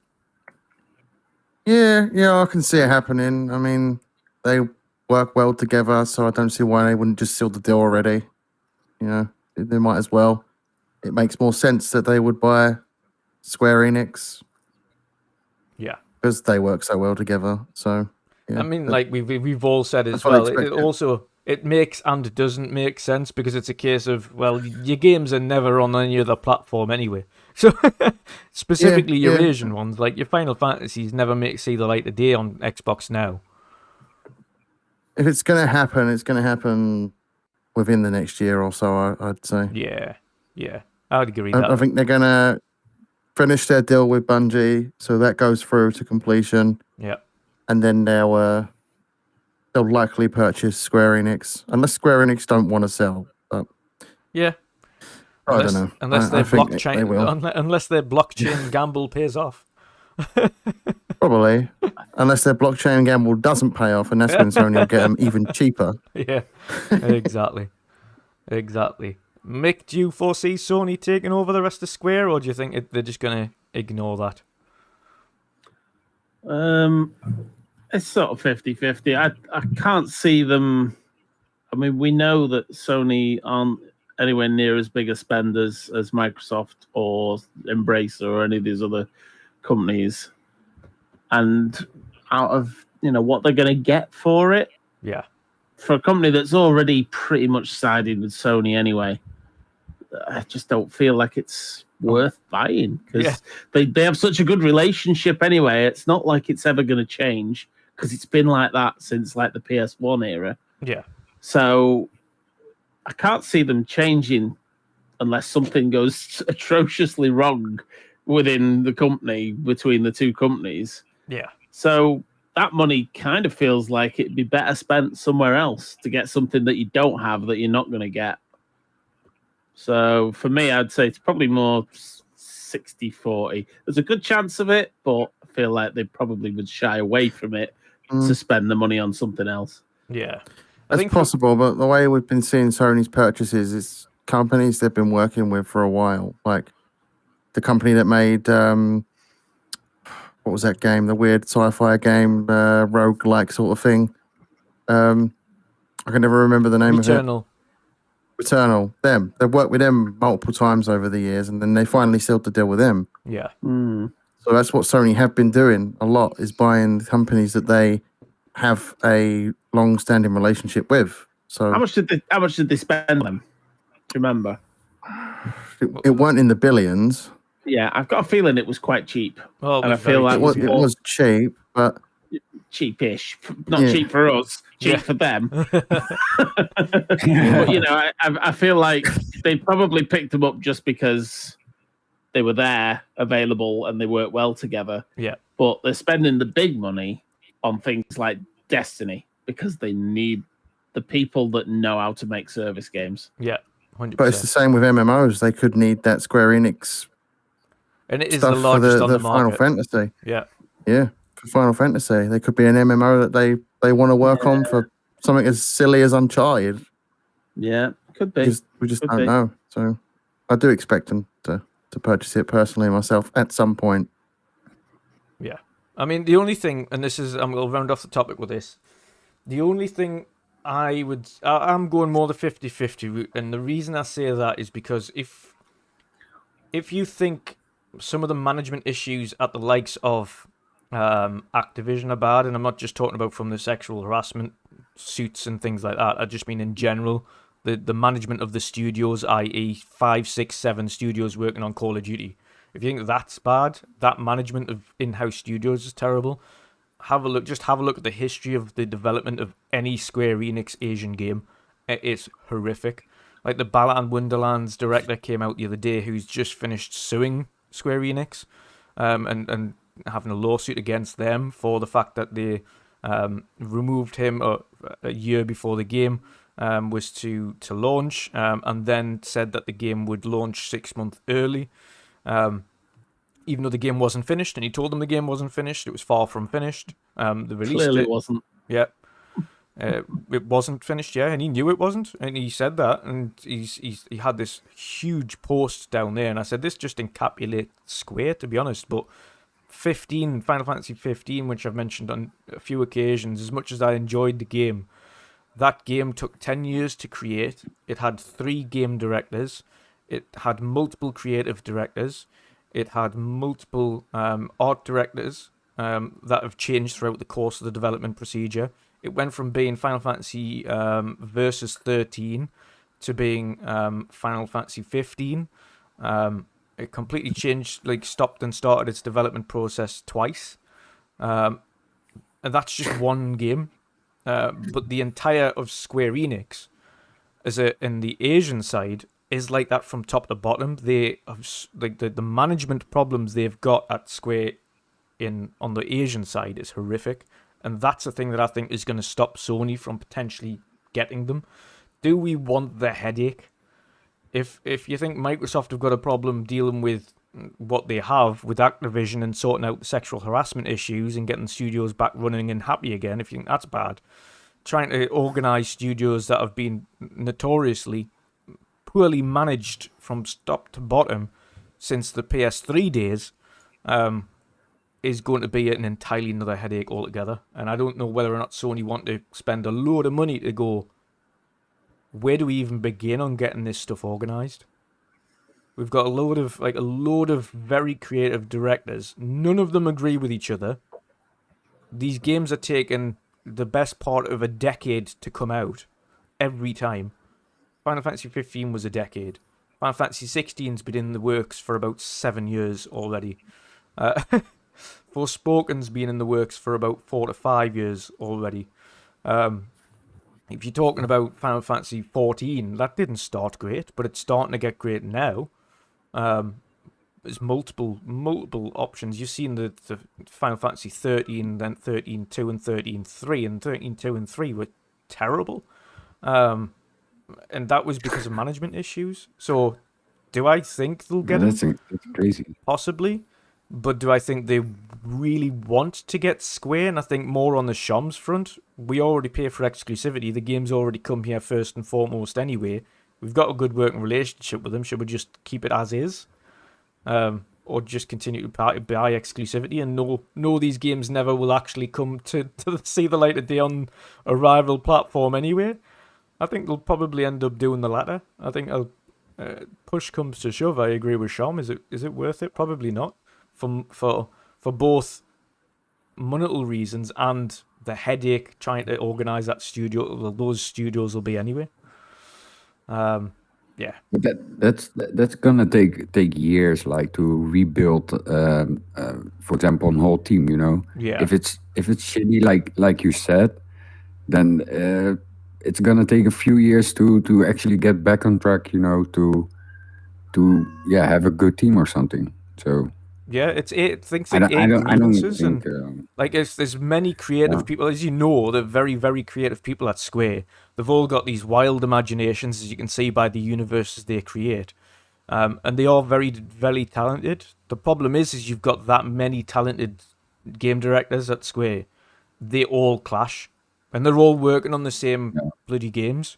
So they're always like, oh no, I want to do this and I want to do this. They never agree, and then one of them leaves, and then another one goes into the game director position, and then that one gets fired, and then another one gets brought in, and it just goes on and on and on. And that's why you never see the games.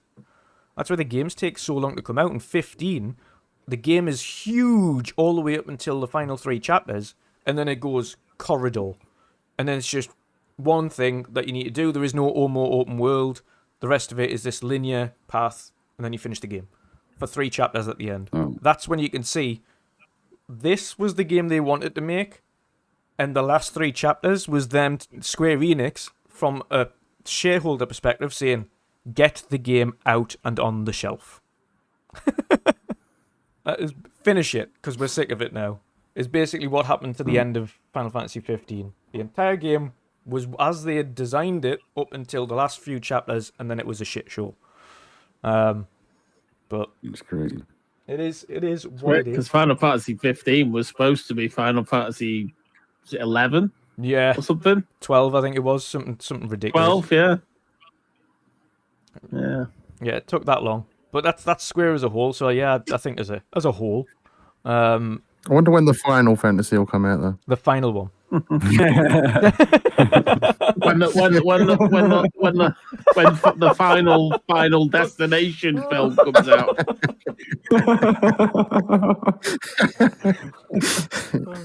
Oh my.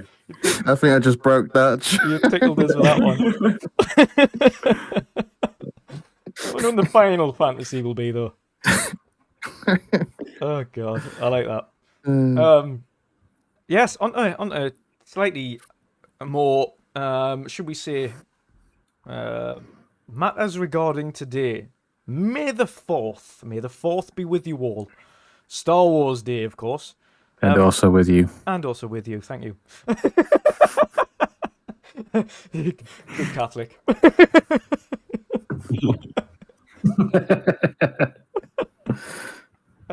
Yes, so it is Star Wars Day, of course. As of yet, we have yet to see any game updates. I don't think. I think a few of us might have been scrolling Twitter whilst we've been waiting to see if there's anything being announced.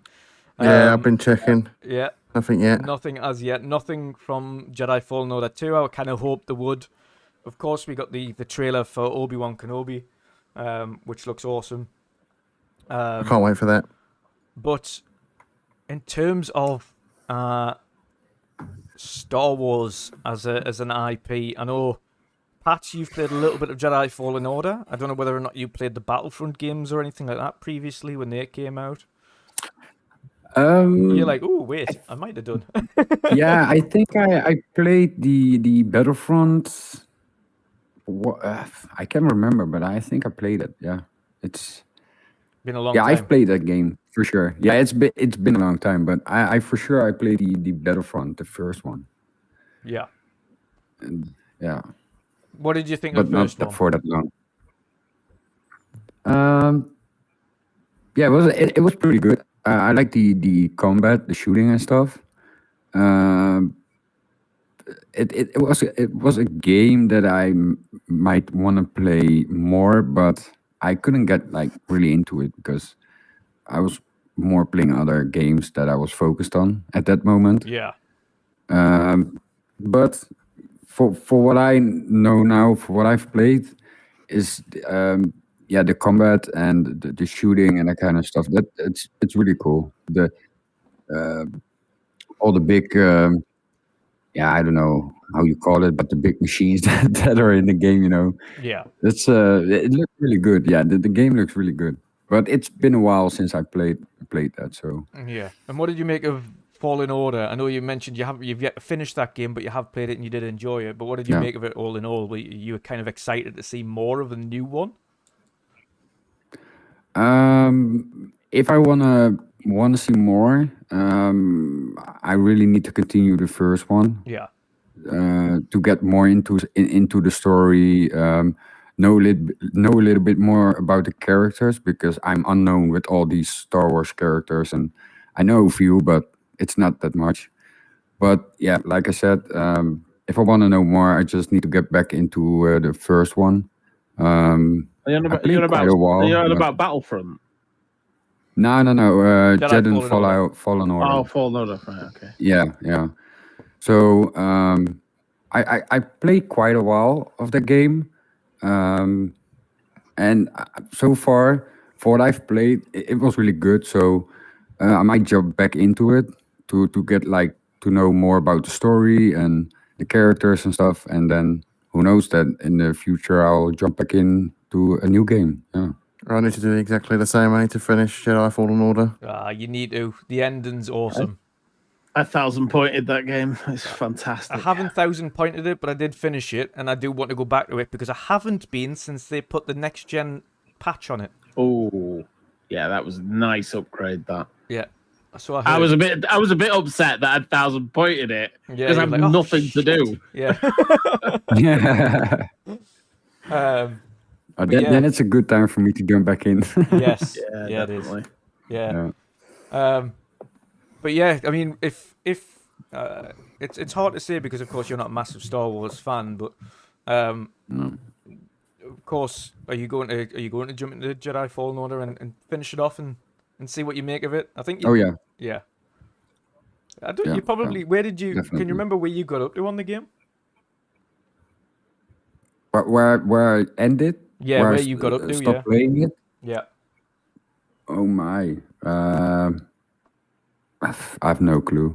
I think the last thing I remember is that I was fighting some boss that was like, I think it was on top of a ship or something, and fighting a boss that was flying around, and I can remember. One of the Inquisitors, I think. Yeah. How far was that? Yeah, might be. Maybe it's halfway or something. Just over halfway. Possibly. Yeah. You might. I don't know. I can remember how.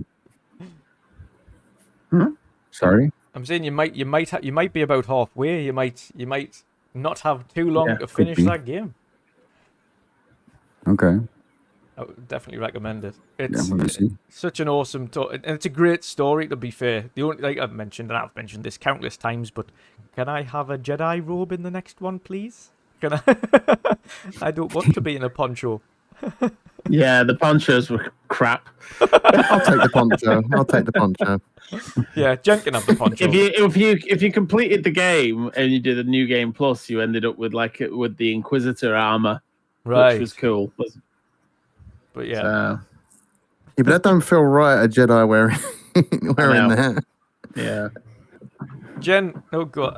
Actually, I'm gonna go to Shom first. Shom, are you hoping really to see from? We've got a lot of IPs in the works for Star Wars now, and we've got a rumored Mandalorian MMO. Take that with a pinch of salt. In the works. Out of all of the IPs that are in development now for Star Wars, what are you most excited to see? I don't know really. There's not really anything like a Mandalorian MMO. It's just like I just don't have time for stuff like that because I Yeah. play quite a few games. I just don't have time to sink anything into something like. Although having said that, I've just been absolutely hammering Fortnite, so I can't really use that too much of an excuse. No, but like there's that, but then there's an MMO where there's a grind to it. Yeah, you know have what I to mean? go back If you're not daily to playing finish it your loads. daily quests. And Yeah, and you have to go, I ain't got no time for that shit. yeah. Ain't nobody got time for that. See, I'm I exactly want- the same because I've got Elder Scrolls. I've actually I want- got I Elder just- I don't know. Scrolls. Oh, go on. Go on, Sean. I mean, like I'm not 100% sure on all of the. I don't know all of the IPs that they've got out or Yeah. that are supposed to be coming, but I'd like something in the vein. I've said this before we started, like a Jedi Knight Academy, Yes. something like that. Or I wouldn't. I liked Republic Commando, but there's just too many FPSs at the moment. A reimagining of Force Unleashed. Now that we've actually got the technology to make that kind of game really amazing, Yeah. I'd love maybe something like that. 100%. Yeah, that would be awesome. That would be awesome. I think Yeah. I'm much like yourself. I'd want a Jedi game, and again, Jedi Fallen Order is great, and we're following Cal Kestis, and for those of you who live in near Disney, they've added the Cal Kestis lightsaber to the official lightsabers in Disney World now that you can go and buy, so you can actually get Cal Kestis' lightsaber there. How much do they cost? £180. What? Yep. 2 moments. You have to book it though, You right? better be You have to able book to it in fight with advance them. to be able to go in and make your own lightsaber. Here we go. Dutch is going to get something. There we go. I want to be able to be cutting down trees with that for that price. Yeah. Wandering Jedi. Yeah, but yeah, obviously you get the big light that goes in the back of it there. This actually needs a battery replaced on it, to be honest. I don't know. It's eventually died, but it is like 2 years old now. Is that metal or plastic? That's metal. Right, okay. At least you get something out of it. Yeah. Yeah. Some built-in speakers. Good Not like it the old has- Thundercat. Not like the Thundercat sword I used to have as a kid. No. No, it's built-in speaker. It reacts to clashing, so it's built for hitting against each other, and You it, can actually fight with it? yeah, All right, okay. Yeah. The price has become a little Really? bit more justifiable. Yeah. That's it That's reacts to crazy, the that's clashing, nice. which is really cool to see. And to be fair, I need to just figure out how to take. I think there we go. I was going to say, it probably just unscrews, doesn't it? It does, yeah. So I don't think you actually have to be a Jedi in order to build it and replace the battery. No, no, thankfully not. No, I do Every need a Saturday night, screwdriver Dutch though. does have. Every Saturday night, Dutch does blindfold himself and he takes it apart and puts it back together again. Use the Force touch. But yeah, I'd like to see a Yeah, Jedi game. we ziet de kamers. A Jedi game where you kind of start off as, I wouldn't say start off as a young Jedi, but start off as a kind of a Jedi just getting to know his powers for the first time, and you start to gradually get them up, and you build like a Jedi. Sorry, Pat's having his own rave there. What's going on there? That's more like phasmophobia. That's a haunting in phasmophobia happening. Is that the missus calling time? Yeah. I need to go to bed. Last orders.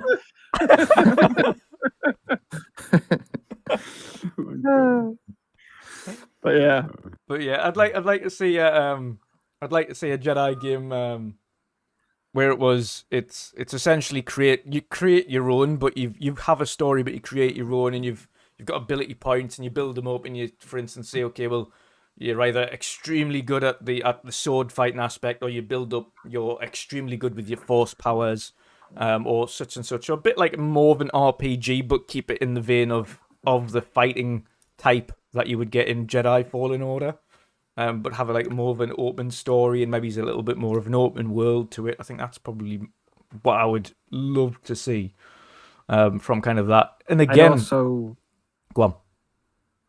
I was going to say, I'd also like it to not be within the time frame of the Skywalkers. I'd want it to be either before, like within the Yes. Knights of the Old, the Old Republic, or miles afterwards. I'm bored of Darth Vader. Like he's the ultimate villain, but having everything within that time period, it gets boring. Yeah. I want new stories. I want new adventures. I want new heroes. I want new villains. Yeah, I agree. 100%. I've said that about future Pirates of the Caribbean films. It's just like Captain Jack is great, but I'm happy to just move now. Let's go somewhere completely. But that's going to happen because he's refusing to work with Disney altogether now. I think they needed to do that anyway. They've strung it out too much with him. You know what I mean? So it'd be nice to just get a fresh break and start with a new trilogy with all new people. So yeah, it would. Why is Ram gone? Go on. Why is Ram gone? That's what I was saying. Yeah, I mean, Mick, what would you like to see? I know there's a load, an abundance of Star Wars games in development at the moment. Of course, we've got Eclipse. Yes. We have Jedi Fallen Order 2. We have Knights of the Old Republic. We've potentially got the Mandalorian game. And I know there's a few more as well. I think Amy Hennig's creating a game as well, isn't she? Yeah, that's one that I'm definitely excited for. But the I actual hope she one rips off the other one that she was doing. Yes. Well, so do I.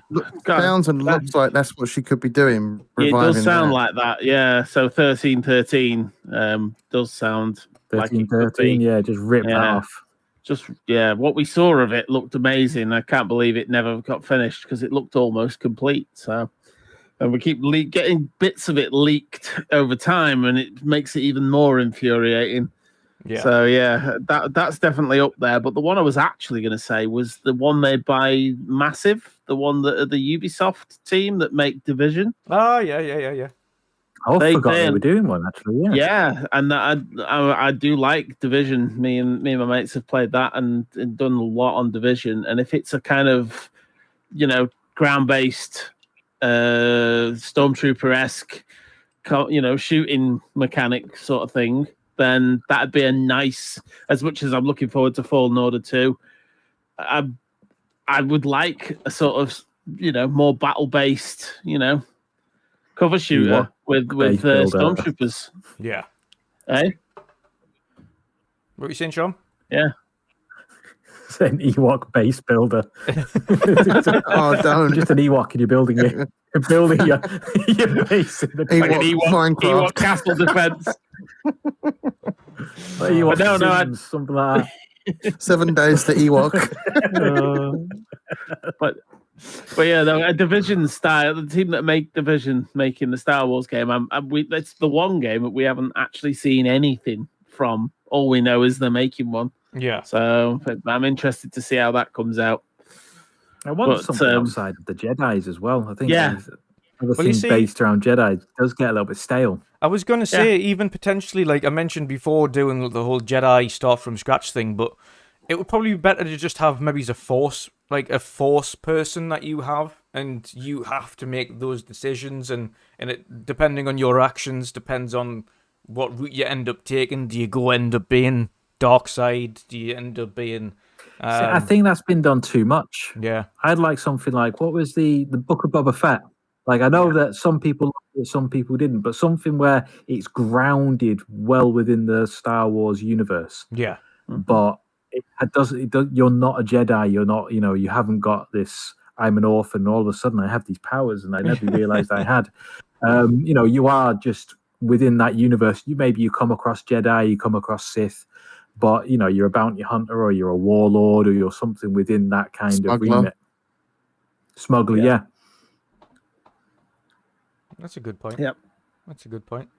Jen, that's pretty much what I'm hoping for on that thingy by Massive. Is that away from the Jedis, more grounded. Yeah. So a Stormtrooper game, but we know no one's gonna ever shoot anybody. So it doesn't have to be Stormtroopers, but sort of ground troops. With basically 3 million. The aim of the game is to be able to shoot 5 the people targets. die in the whole film. Yeah. I'd like them to do a sequel to Republic Commando. Yeah. It's a good Playing shout. as a Yeah, clone that's good. trooper. Do that. At least the clone troopers could actually hit their targets. Yeah. Yeah. That's the main aim of the game. Stormtroopers hit the target all the way. We get all the way at the end, and eventually he hits the target, and it's like there's a big roar. and then Stormtrooper simulator. credits roll. Yeah, Before knocking his helmet off, going through a door. yeah. Uh, Oh dear me.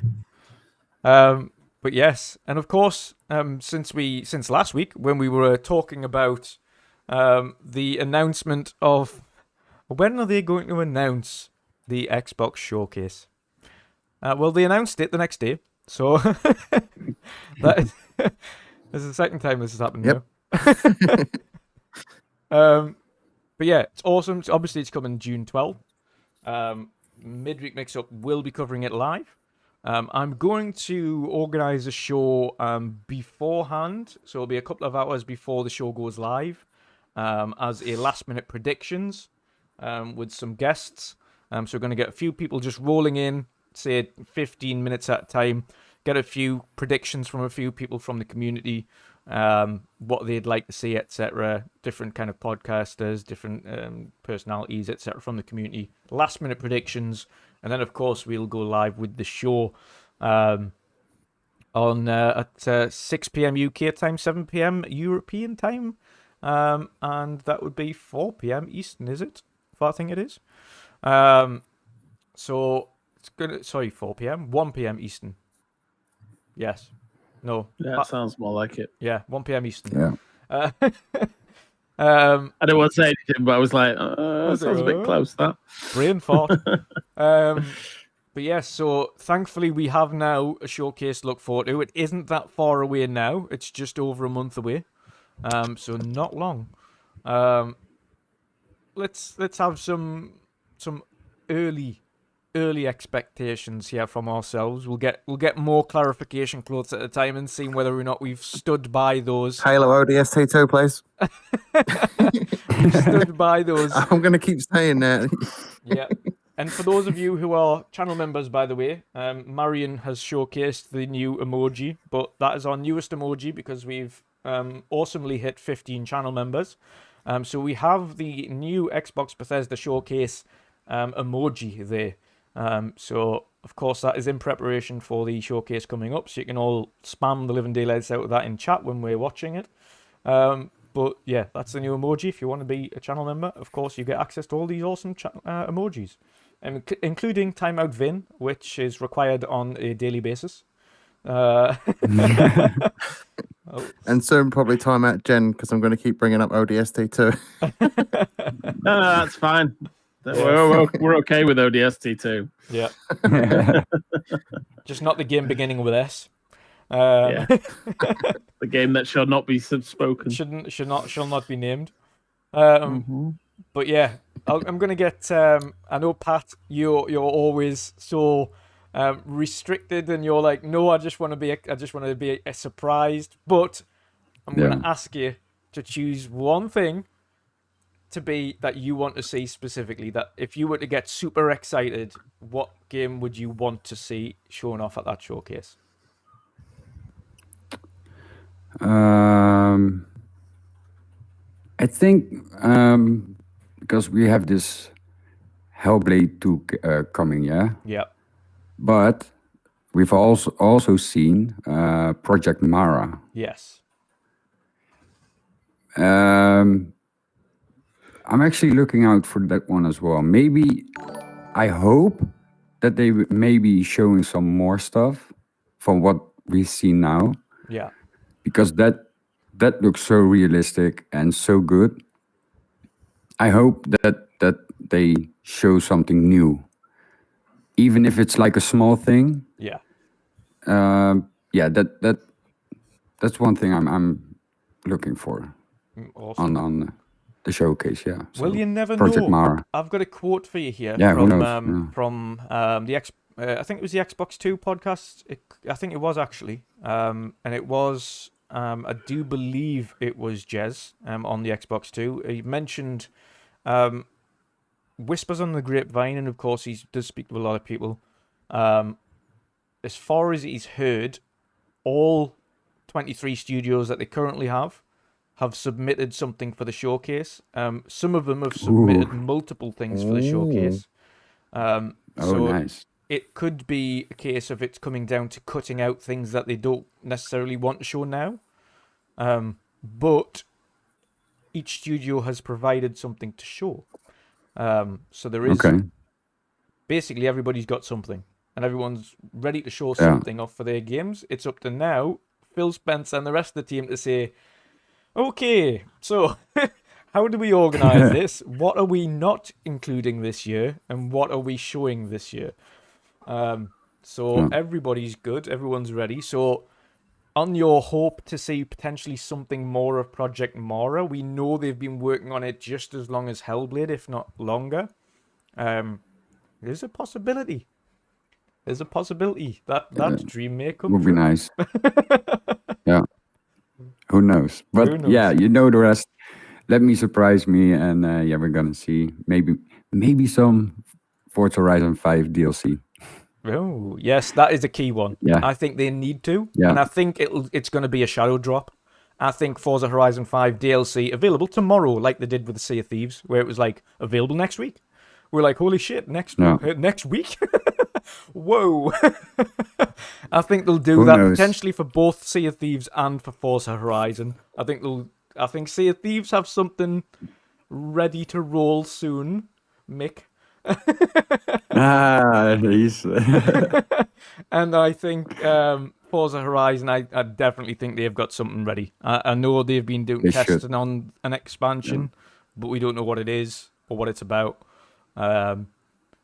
So yes, that would. I think those things are pretty much a given. We'll definitely, because they're both service games.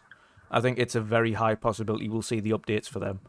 So yeah, that'd be awesome. And we need to, let's face it, it's the longest time we've been on a Forza Horizon without an expansion. Yes, it is. Normally it's like within 2-3 months of it launching.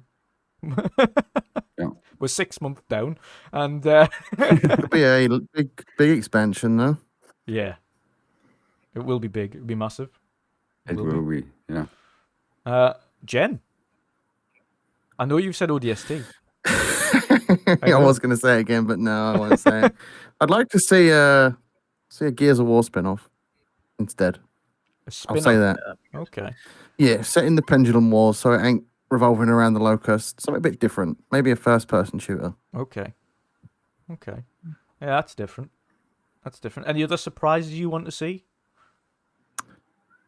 Apart from ODST 2, can't really. I was going to say, just say it. Just say it. Say it. I mean, there was those leaks and rumors a while back that there is 2 other Halo games in the works.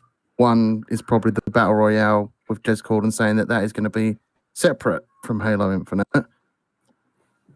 I've just noticed Oh Mr. Louis my. is sitting being... This is what happens when OBS is taking up the screen. So yeah, How long have you been sat there, Lou?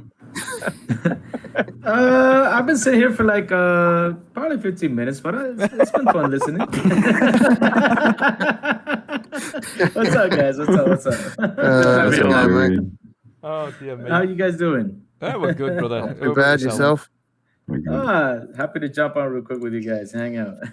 Definitely. Before your show is not too far away either. A few hours. Yeah. It's only a few hours. Yep, 7 p.m. Nice. I think because the whole XBI team has got the flu, so let's cross the fingers. Fingers See crossed. who's gonna come on. Yep, fingers crossed. Fingers crossed. I know you've got Everborn on this week, don't you? Yes. Nice. Yes, we do. Nice. Nice. Mick. Go on, Jem. Finish what you were Oh, saying, yeah, man. Jen, finish off. What else would you like Oh, I to was see? just saying, we know that there's the Halo Battle Royale in the works because Jez Corden came out and said that. So, the way he spoke about it was if it's a separate thing from Halo Infinite. So that would be one of those rumored Halo games. The other one could be Halo Wars 3. Me, wishfully thinking it's ODST 2. You fair well. Just would like ODST. a Halo I'm going to Wars rename 3. you to 2 seconds. 2 No. seconds, yeah. I'm thinking like you. But I want ODST to be what's it called? The battle royale. That's what I want it to be. You know, like an ODST battle royale kind of style. Not the one they put yesterday. The one they put yesterday, I was like, okay, but.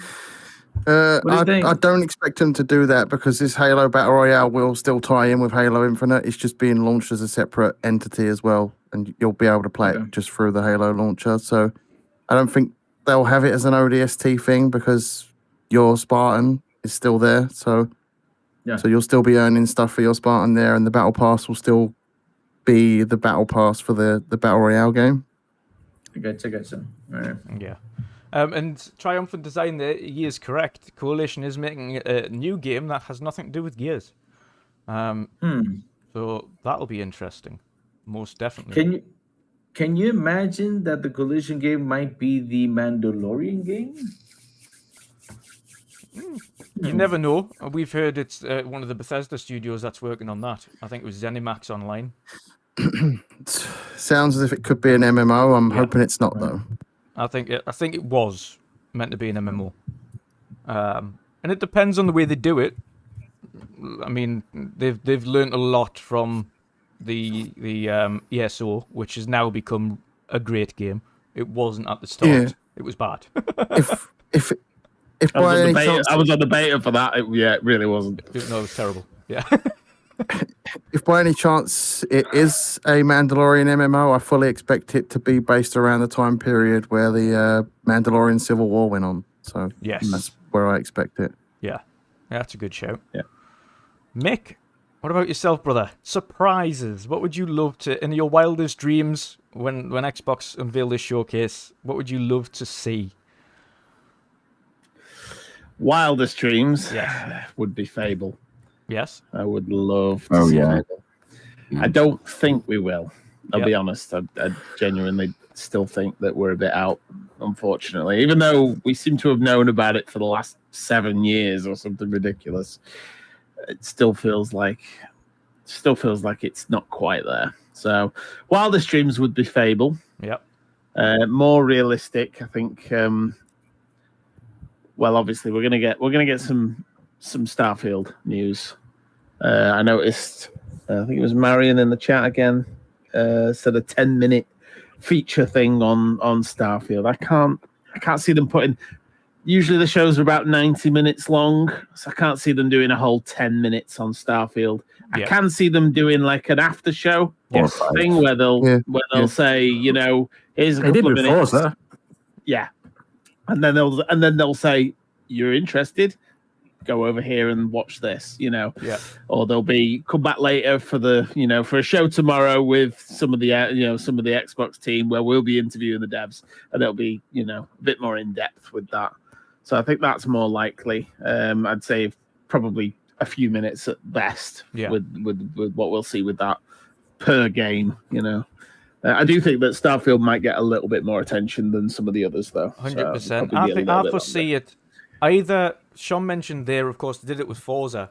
So there is two ways I think they could do it. They could either tease it at the beginning of the show and then finish the showcase with a little 5-10 minute gameplay sequence like they did with Forza Horizon, or say do a little, like I mentioned this on the weekend show as well, or they do a little kind of sequence where they, like they did in Fallout, where they had Take Me Home Country Roads music and some gameplay footage. Do like a musical kind of gameplay trailer, and then say tune in tomorrow or Wednesday, whatever it is, for an in-depth kind of gameplay breakdown with the team at Bethesda. Two ways. I think that they'll probably do something like that. I do think that they'll save that final, just one more thing before we go. I think that's going to be something that none of us expect. 100%. I mean, there was lots last year. The one that took me by surprise, and I still love it to this day, was Outer Worlds 2. Yeah. That was hilarious. Yeah, that's another one I'm looking forward to because I did enjoy the first one. Yeah. See, I fully expect that one last thing to be Gears 6 teaser Nothing major, just a little teaser to know that it's happening. Because Gears fans are starving for something. We all know they stopped working on Gears 5. Yeah. Yeah, and that'd work out time-wise, because we would, if they'd been on the previous schedule, we would have had one this year. Yes. So that's why you're getting people now saying, "Oh, I really want to know what's going on," and so they could probably do, like you said, a teaser to say next year. So it's a little bit longer than normal, but it means they put that extra time in. So yeah, I could see that. Yeah. That'd be nice. I'd enjoy that. Love some Gears. That's a fair one. That's fair. That's a fair. Actually, Chris of 181D has a good one. Xbox announces acquiring Warner Bros. Studios. Warner Brothers. That would be nice. That would be big. It would be big. Yeah, that would be huge. Yeah. Would that be something they'd announce at a showcase like that, though? Yeah, no, they're not. We're not getting announcements for acquisitions at the showcase. I guarantee you that. That won't be happening. It's a dream one. That's one of those Monday announcements, random drops that nobody expects. Yeah, that's what they do. For all we know, they could be working on a fighting game with NetherRealm, Killer Instinct. Yep. That could be something that's been in the works for a while. Yeah. Maybe they bring Ed Boon on stage and announce something.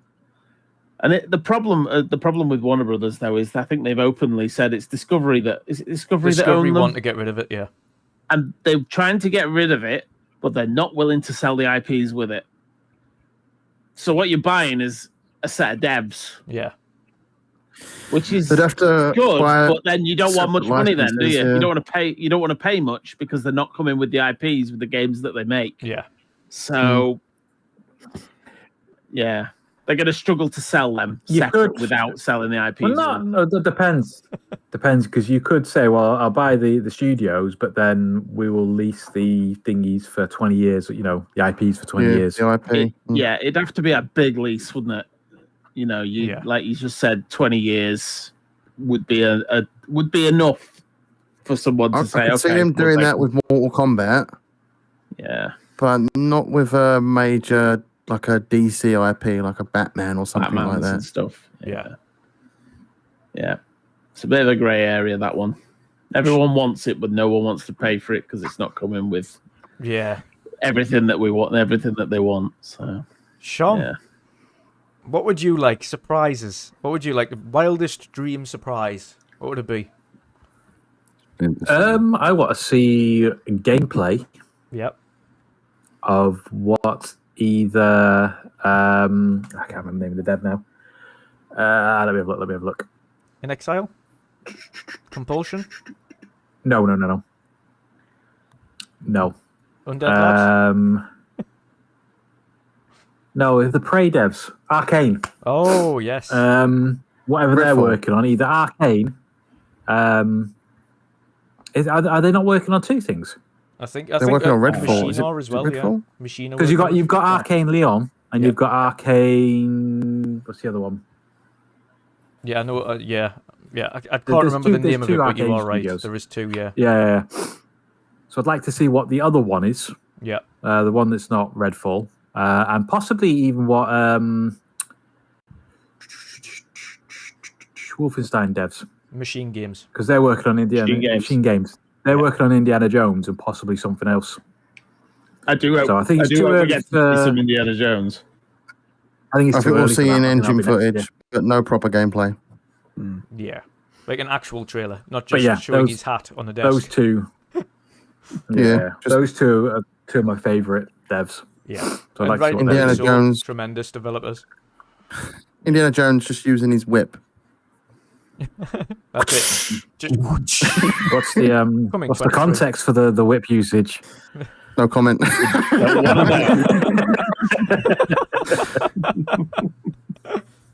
That's a good shout. To be fair, I really want to see what Machine Games, and I want to see Wolf 3. I want to see that new Wolf. Is it Wolf 3 or Wolf 4 I do. now? Is it Wolf 3? Yeah, I think it's Wolf 3, because the other one's a spin-off, right? Yeah, the other one was like a the Youngbloods was a spin-off. That's right. I want to see that. I want eventually. It's been hinted at for ages. We even thought we might see it last year. So hopefully we see it this year. Hopefully. There's a lot to show off, so... Any other massive surprises you want to see? Sure.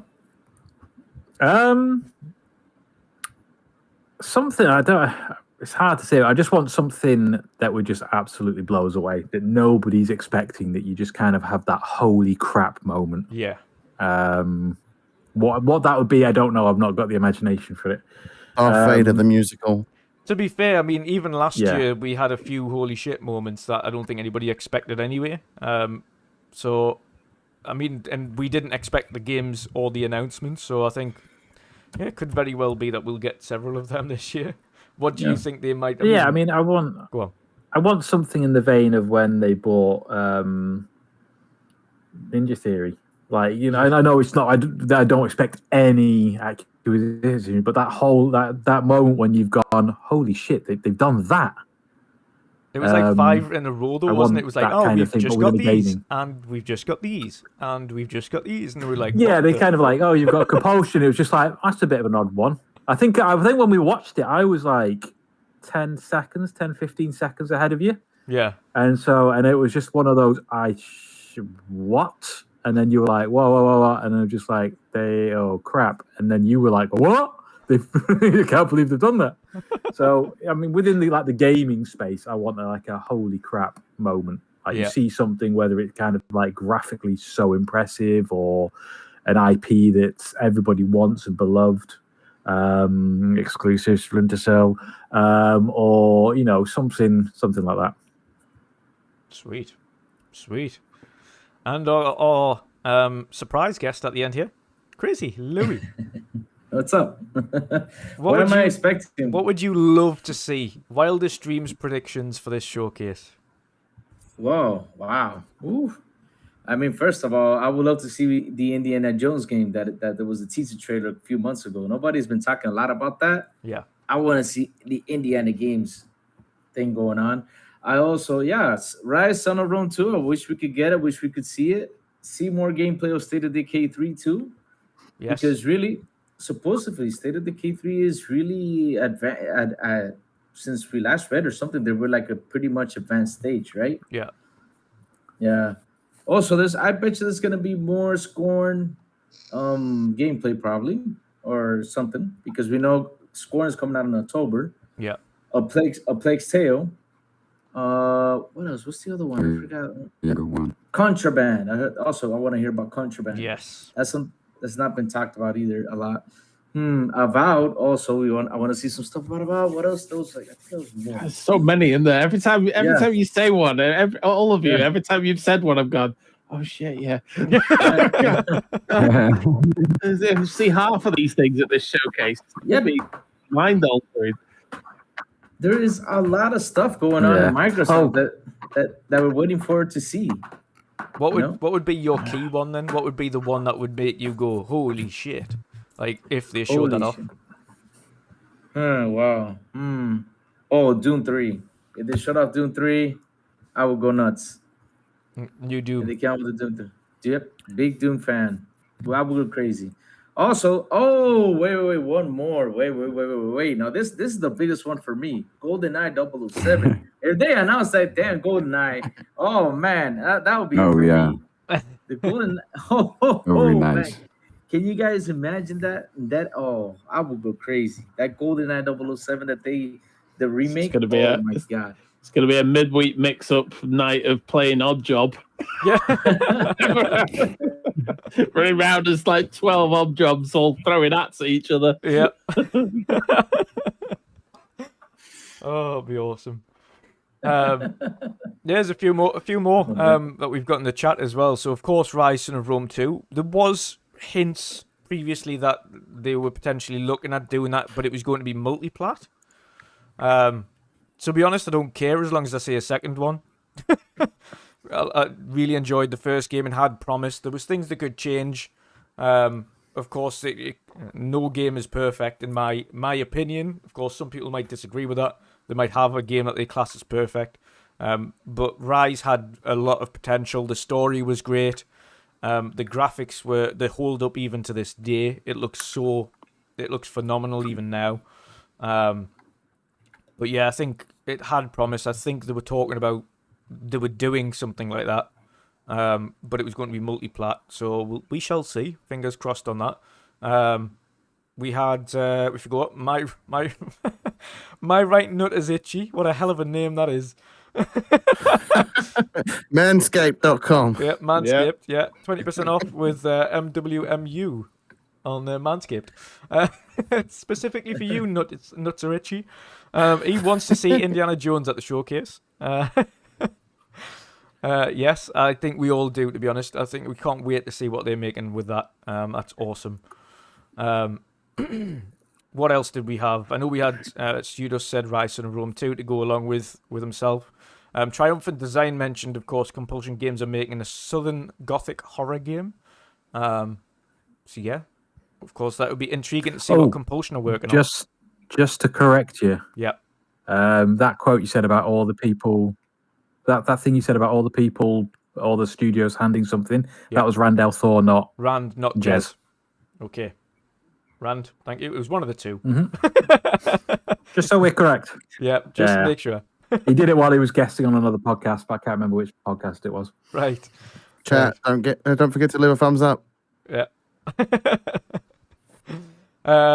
We also had, and I think, what was this? Bring Us Quake from 101 Decision. Yeah, Yes, Quake, yeah. there is a Quake in development. Whether or not we see it now or at QuakeCon is another thing, but Quake is in development. Don't know how far along that is, but it is there. I would say that was 100% going to be announced at QuakeCon. Yeah. You know what could be really amazing if these guys also announced that they were going to work on Fallout New Vegas too, Part 2, I think it is. They were talking about that the other day. That would be pretty amazing. There were, but it was only early talks, wasn't it? I can't see them announcing anything yet. I think that's something that they're going to put a bit of time into first. I would say that might be next year. Yeah, Maybe I a little mean, later. they could come out with a little teaser, something like that. Probably like a little teaser trailer like with the Indiana Jones thing. They could do that just to get people all happy, all routed out with that, because that would be pretty amazing to see. Would be good. Would be good, yes. Would be good. That's a big fan favorite. Fallout New Vegas. Oh yeah. Make a lot of people happy, that's for sure. Yeah. Yep. Also, they need to bring back Banjo-Kazooie. I hope they bring that back. Oh Lord, they need to bring that back. All those And old Viva games. Pinata. Won't be rare making it though. So it could have been Rand on Pong and Mav's podcast, actually. PM in the PM. That's what it was. Yeah, that's what it was. So is that where they got the quote from? Right, okay. Well, good job, PM in the PM. It's always good when you get quotes like that. I think a few people seen that when we had Special Nick on ours, and he was talking about a remake of something, and a few people were like, okay, wait a second, because I've definitely had inboxes about Half-Life. this. I was like, yeah. It's mostly unintentional when they start talking about these things, but it's awesome to see. But yeah, Randez Thornton confirmed. Yeah, it's a mixture. It's a hybrid of both. The Xbox One when they combine. The Xbox One, all encompassing. But yes, it's for me outside of this the Hellblade 2, as you can probably all imagine. I would probably have to say I would love to see Fable. Like that would be my kind of dream thing for this show would be, and it might be outside the box. It might not be anywhere near close to being shown yet, but I would really love to see Fable. Ooh. Yeah. Where'd Jen just disappeared to there for a sec? I'll just there he is. He's back. And back once again. There it is. There's the beautiful controller. Do you? I like how it's like remained unused on the shelf. Never been used. Still pristine on the stand.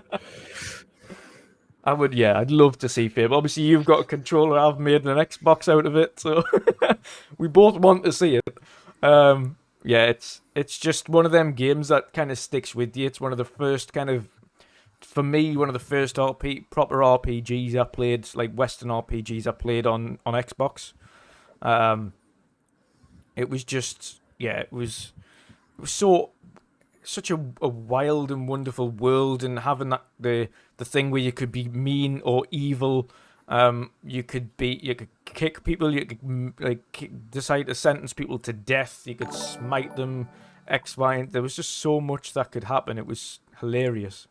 And I just want to see more of that weird and wonderful world and that they originally created, and it was intended to be. And I think with the developers in hand, Playground Games, it's going to be such a magnificent game. I trust them wholeheartedly to really do well for that game.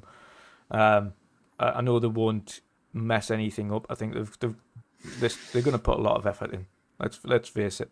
They don't. Playground Games have never released anything half-hearted or anything that was terrible. It's always been extremely well received, well above board, graphically stand out. I think now the thing for them is just the shift from racing games to creating an RPG. That's the only thing that people are kind of thinking about, but I trust them, I think, as a developer. Outside of that, let's think.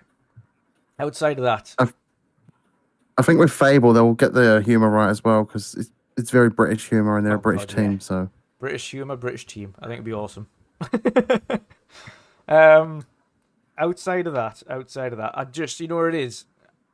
Outside of seeing Fable, I think I know I've said see more of Hellblade, but I want a release date. If I get a release date for Hellblade out of this show, I'll be happy. I think we will. Everything else is a bonus. You should. Yeah. Yeah, I think you should. I think we will, and I've got a feeling it's going to be early next year. Yeah. I'm keeping fingers crossed as a surprise for this year. But that and also to keep Erwin happy as well, and myself, Motorsport 8 or Motorsport, whatever they want to call it, Yeah. I want to see that, and I want a release date because I'm looking forward to it. As much as I love Horizon, I do like alternating between track racing and open world, and because we've had a couple of open world ones now, I'm ready for a track racer. 100%. Yeah, I agree. Yeah. Completely. I'm the other way. I'm not really too fussed. I'm not really into track racing. I prefer the open world. That's a fair one. That's a good thing. There's a good thing about the Forza series that they have one for everybody.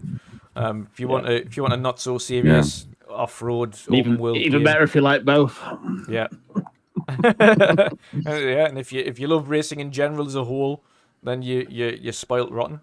But no, it's absolutely awesome. What do we think? And I'm going to go around every one of yours. This one's not specifically just Microsoft related, but we know that Game Pass will have some surprise announcements as well, as we got last year. Yeah.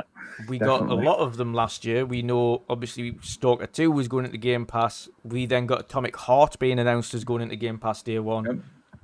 We had quite a number of Game Pass announcements, and I know the Game Pass team are ramping up to announce some awesome kind of deals they've got for that. We'll start again. We'll start with Louis this time. Louis, what do you think a surprise Game Pass day one announcement will be for an upcoming game? Gotham Knights. That's the one I'm waiting for. Gotham Knights. I think that will be. I'd like to see that. Gotham Knights. I think that's gonna be the biggest surprise of them all. Oh man, can you imagine Gotham Knights? Oh man. Gotham Knights is going to show Square Enix how a game is done with superheroes. Yep. Oh Lord. Just to wind them up a bit. Yep. Yeah, but that's the one I'm mostly expecting. Gotham Knights. I can't wait for that game. I can't wait for that game either. Okay. And Suicide Squad. Okay. So. What about you, Jen? What do you think is the surprise announcement? I mean, there's obviously going to be multiple, so a surprise announcement for Game Pass day one. Saints Row. So it's ooh. I think Saints Row is coming to Game Pass day and date. Ooh, that would be a surprise. Mainly because I think there's a lot of controversy there with people that are disappointed with how the Saints Row reboot is turning out, because a lot of people are stuck in their ways with how the game should be, but it is a reboot after all. Yeah. I think Saints Row one I've been excited for. It's the perfect with how controversial it is. It's kind of perfect for Game Pass. Yeah, I would say that. I would see that as well. It's a good shout. Very good shout. Sean. Surprise Game Pass Day 1 announcement. What do you think? Final Fantasy VII Remake. Oh, that would be a hell of a About surprise. Yeah, yes, that would be. I totally agree with you. That comes out like what? Yeah, after so long of not having it, yeah, I would agree. That would be a massive surprise. Yeah, me. Yes, that's good. That's a good shout. I'd take it as well, to be fair. I mean, I've already got it on PlayStation, but I'd play it again. Pat, surprise Day 1 announcement on Game Pass for upcoming games. What do you see? Oh my god. I really have no idea which one. What game, you know? So many games coming, but day and date. I think I'll go with Jen. Saints Row. Yeah. That's a good one. I don't know. That's a good one. Because I think it's a good game to do it day and date on Game Pass, so yeah. I'll go Jen for Stick this with one. that. Stick with Saints Row. Okay. Yeah. Okay. Yeah, Mick. it's so hard to. Oh, there's so many bloody games coming out. That's the thing. Specifically third party and all at the same time. Mick, what do you expect as well? I'm gonna say something that's gonna make Vin happy, and I'm not gonna say the S word. Well, not that S word. Sonic Origins.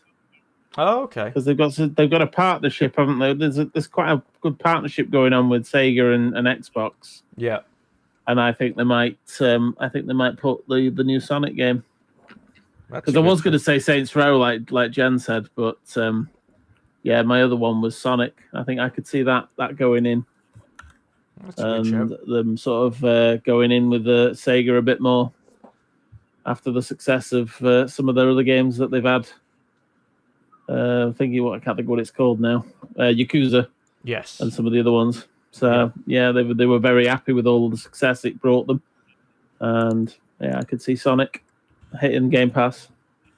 Okay, I'm gonna say an even wilder one here, much wilder. Hogwarts Legacy. Oh wow. Oh yes. Oh, If you That's think- no, because Sony has the wow. thingy rights for that. Yeah, they that's have what I was it? going to say. Wow. Sony has the advertising rights, don't they? That's why they got to do a state of play on it. Okay. Wow. And I reckon anything now that Sony has advertising rights for will be banned from. Yeah, they've got a clause. It'll have a Game clause. Pass for Yeah. a They had it with specific time. Resident Evil, didn't they? Damn. Yeah. The thing is, we've already got Plague's Tale Requiem. Got Atomic Heart. Got Stalker 2. Saints Row would be a good one, and I completely agree with the logic as well, Jen. With obviously that game's not really had the best of press so far, so I think a boost from Game Pass would be awesome. Okay, here's another one then. Another big game that might be swept under. Avatar. Wow, Avatar, Yeah. Yeah, I could see that. Yeah, I can keep that. What was the It could game be a that good they one. what was the game that they announced this year that had like a date? It had like 2022. I forgot it just showed like a date. It was a big game, but I forgot what the game was. Oh man. It just showed like the dates. It just didn't I think it said the month and the year, but it did not say like when was it coming out. Oh man, I keep forgetting. Let me look for that game. I forgot. I remember they showed it. I remember which one was it? You guys remember that? That there was like a trailer, and then they showed like at the end, like they showed like 2022 something. I think it was September or October. I don't remember. That was like a huge game. I don't remember which one. Doesn't ring a bell. Contraband? No idea. Was it not? No, Contraband is coming to Game Pass, isn't it? What am I talking about? Also, another game nobody talks about that's coming this year for Game Pass is the Warhammer Dark Tide, I think it's called. Yeah. In September. I keep forgetting about that game. I think that's almost something I wanna a play. definite. It's almost a definite for Game Pass. I'd say that one. And They also, already confirmed that, haven't they? Yeah, they Maybe. confirmed it. yes, yeah, and also Ark Survival 2, of course, starring Vin Diesel.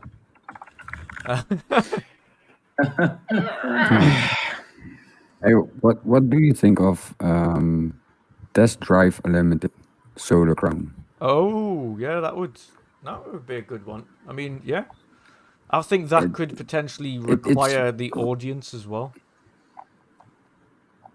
Yeah, I think also, but it's a hard one, I guess. But They you do never like know. they do like to pin down the racing games, though. People, obviously, if you have a think of how many racing games are in Game Pass, you've got Dirt, all of the Dirts. You've got the Formula Ones. You've got the Forzas. Who owns Test Drive? Oh, it's a good one. Is it not Codemasters? No, is it? I don't know.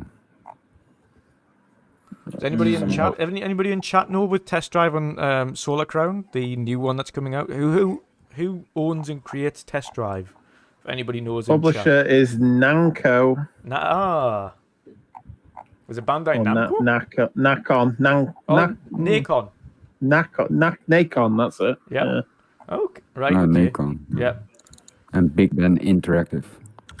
Yes. Okay. Nacon. Okay. That's fair enough. I Who's think the we'll get developer? Deathloop announcement as well that it's coming to Game Pass. Yeah. Yeah, probably. I think that'll be Oh, like yeah. an I can Xbox see that being in it. edition version. Yeah. Full bundle. But what I will do. Oh, now I remember which one it was. Atomic Heart. It was the Atomic one. Heart. Yeah. Yeah, that was one with the trailer that it says I think Bear, and then it just said 2022. Yes. That's the game. Yes. Yes. Atomic Heart. Definitely. Stuffed Sean as one of the final comments here. Forza Kart, a kart racer. Yeah, they've got the characters to create a kart racer. I've said they should. I think we've all said this for a while now. A kart racer would be awesome with the amount of IPs that Xbox have. And each one of those IPs have their own vehicle type of things they could have as well there. For instance, if they had Senua in that, you could have a longboat. If they had Master Chief, you could have a Warthog. If they had Doom Guy, you could have in one of his vehicles. I think if anyone's gonna knock out a great kart game for Xbox, it'll be Toys for Bob. Yep. Yeah. 100%. Or an Xbox Smash Bros. Again, same would apply, like a Toys for Bob. And 1 versus 100 and Killer Instinct. I think Killer Instinct is always a possibility. Yeah. I think we've heard enough hints about that and kind of rumors that probably is happening, but we don't know when and where. We can just hope that it gets magically announced and that it's NetherRealm working on it. There's been a lot of teasers to that effect, so we shall see. Bright Memory Infinite. I think we'll probably end up getting a release date for that actually, potentially at this showcase, if not just after. The reason That's I say another that one I is always forget about. Infinite is already out on PC. If you want to go and play Bright Memory Infinite, it's on Steam. It is coming out to Game Pass, Xbox at some point this year. So I would imagine we'll get a release date for the Xbox version soon, if not at this showcase. But yes, what I will do, we'll come back to these predictions / wants / dreams the day before the show. Actually, not the day before, the day of the show, before we actually do the whole live stream itself and watch it all together. And we will get our final predictions hours before the show. To see what we're thinking. Are we still hoping to see that? Have we changed our minds? Is there something else that's cropped up that you want to see? We'll see how... I'm always going to want to see ODST too. How did I know you were going to say that? How did I know you were going to say that? Predictable. Oh, dear me. But yes, it's been an awesome show. Thank you, everybody, for tuning in. Thank you, Louis, for jumping in for a little bit there at the end as well. Welcome. Awesome to see loads of new faces in the chat as well. It's always a pleasure to see the community growing and getting more people coming to watch the show. I hope everybody who's tuned in for the first time is had a good time watching, and of course hope you come back every week to see the show again. Of course, if you did enjoy the show, and I'm suspect for not saying this enough, please like, share, and subscribe. It does really help out the channel. It makes a massive difference. So if you haven't already, please do so, or do so on the way out. For everybody, of course, catching up on demand afterwards. Again, hope you enjoyed the show. And again, like, share, and subscribe. And don't forget, you can take care of your balls with Manscaped. Yeah, we'll get that code up on the screen there before we leave. Ooh, dear me. Especially that guy with the itchy nut, whatever his name was. Yes, I can't Mr. remember. Itchy Nuts. There's your code. Yeah, Xbox tester. One of these days, brother, you will get here on time, but it's all right. It's all good. You can catch up on demand. No, I appreciate you jumping in anyway, but I do hope you enjoy the show when you do watch it, or at least catch it on demand. Thank you, my right nut is itchy. The fact that I've got to keep saying that.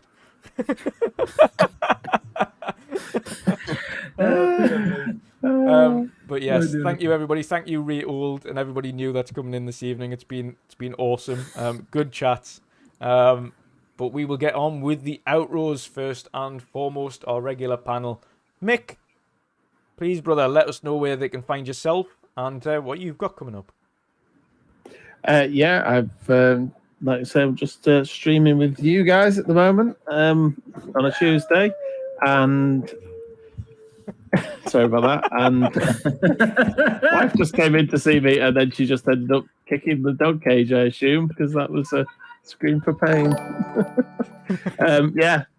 So yeah, Tuesdays, Sea of Thieves with you guys. It's our usual thing at the moment, and then Sundays with Sightless Combat. Yes. Playing whatever takes our fancy, and then just odd streams here and there throughout the week.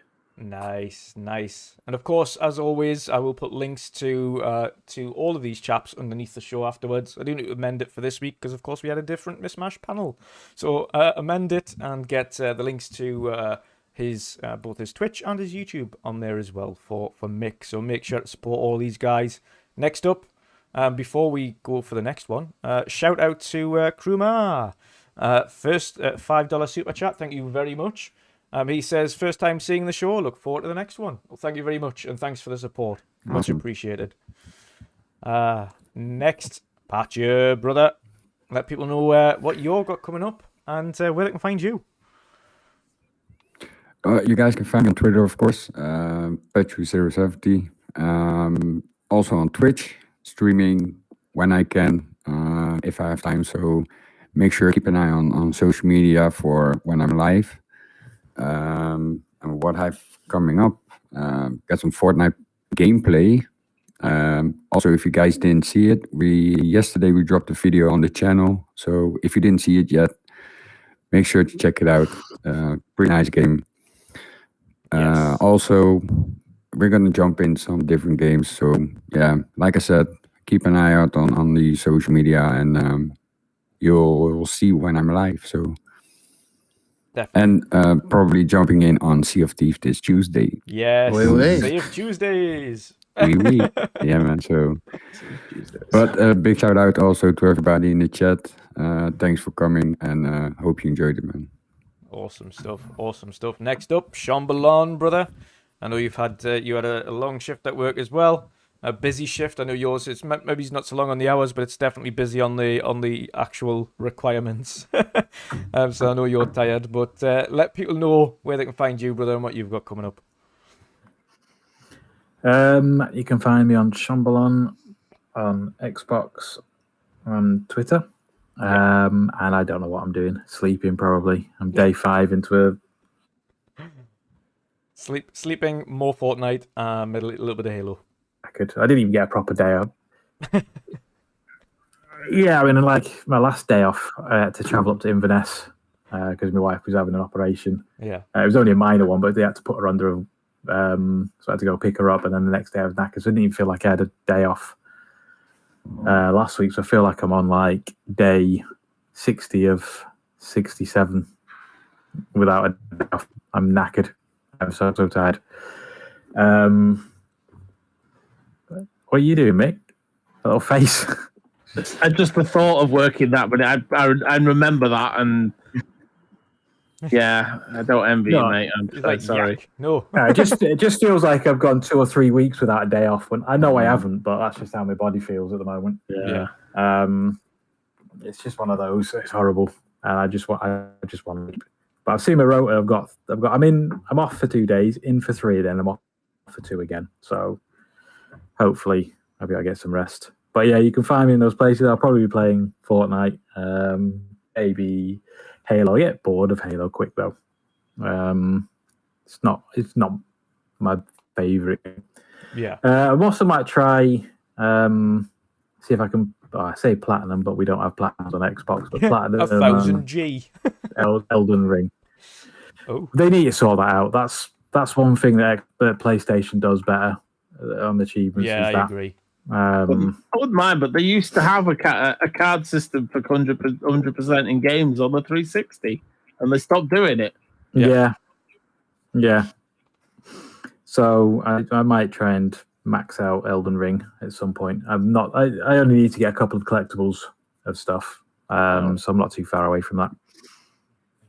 Awesome. Well, I'm miles away from doing that, but if you can, please do, and you can let us know how much you don't want to play that game anymore once you've finished it. Next up, the General ODST. Wee. Oh. Let people know what you've coming up, because you've got a show in the works at the moment that you do all the time and you're having fun with. So let people know where they can find you and what you're up to. Yeah, I'm streaming a lot. So back to streaming tomorrow. More Hunt Showdown, maybe a little Halo. But yeah, it's me. Awesome. Still working on scripts for some Hunt Showdown videos that I've not had time to get to yet because I've been focusing on streaming. I do need to make that time pretty soon because I want to get a video out at some point soon. Yeah. But yeah. That's fair Find me enough. on Twitch, the _general_C. And that's the same on Twitter. And the same on Twitter. Awesome stuff. And last but not least, Crazy Louis Gaming. Of course, you have a podcast not long after this one, brother. So let people know where they can find you and what time that is.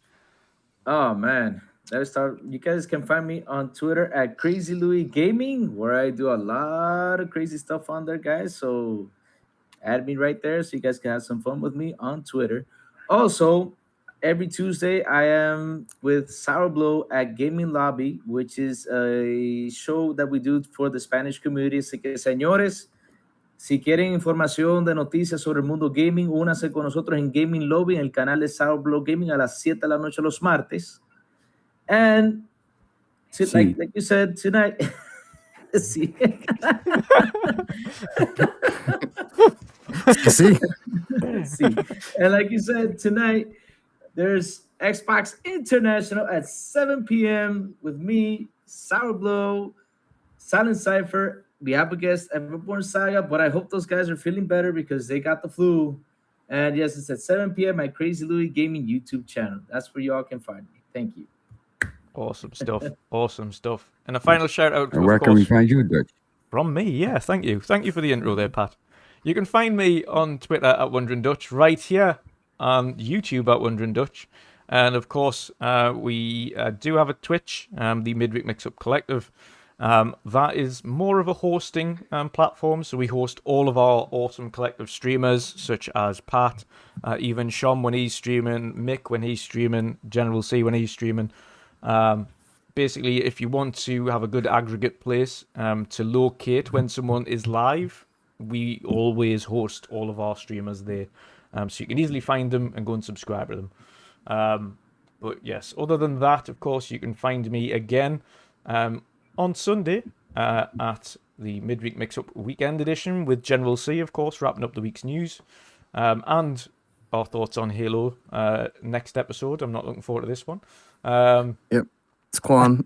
The Quan episode, the entire thing. I can't be bothered to watch it. Oh, dear God. That's a dad joke. Oh,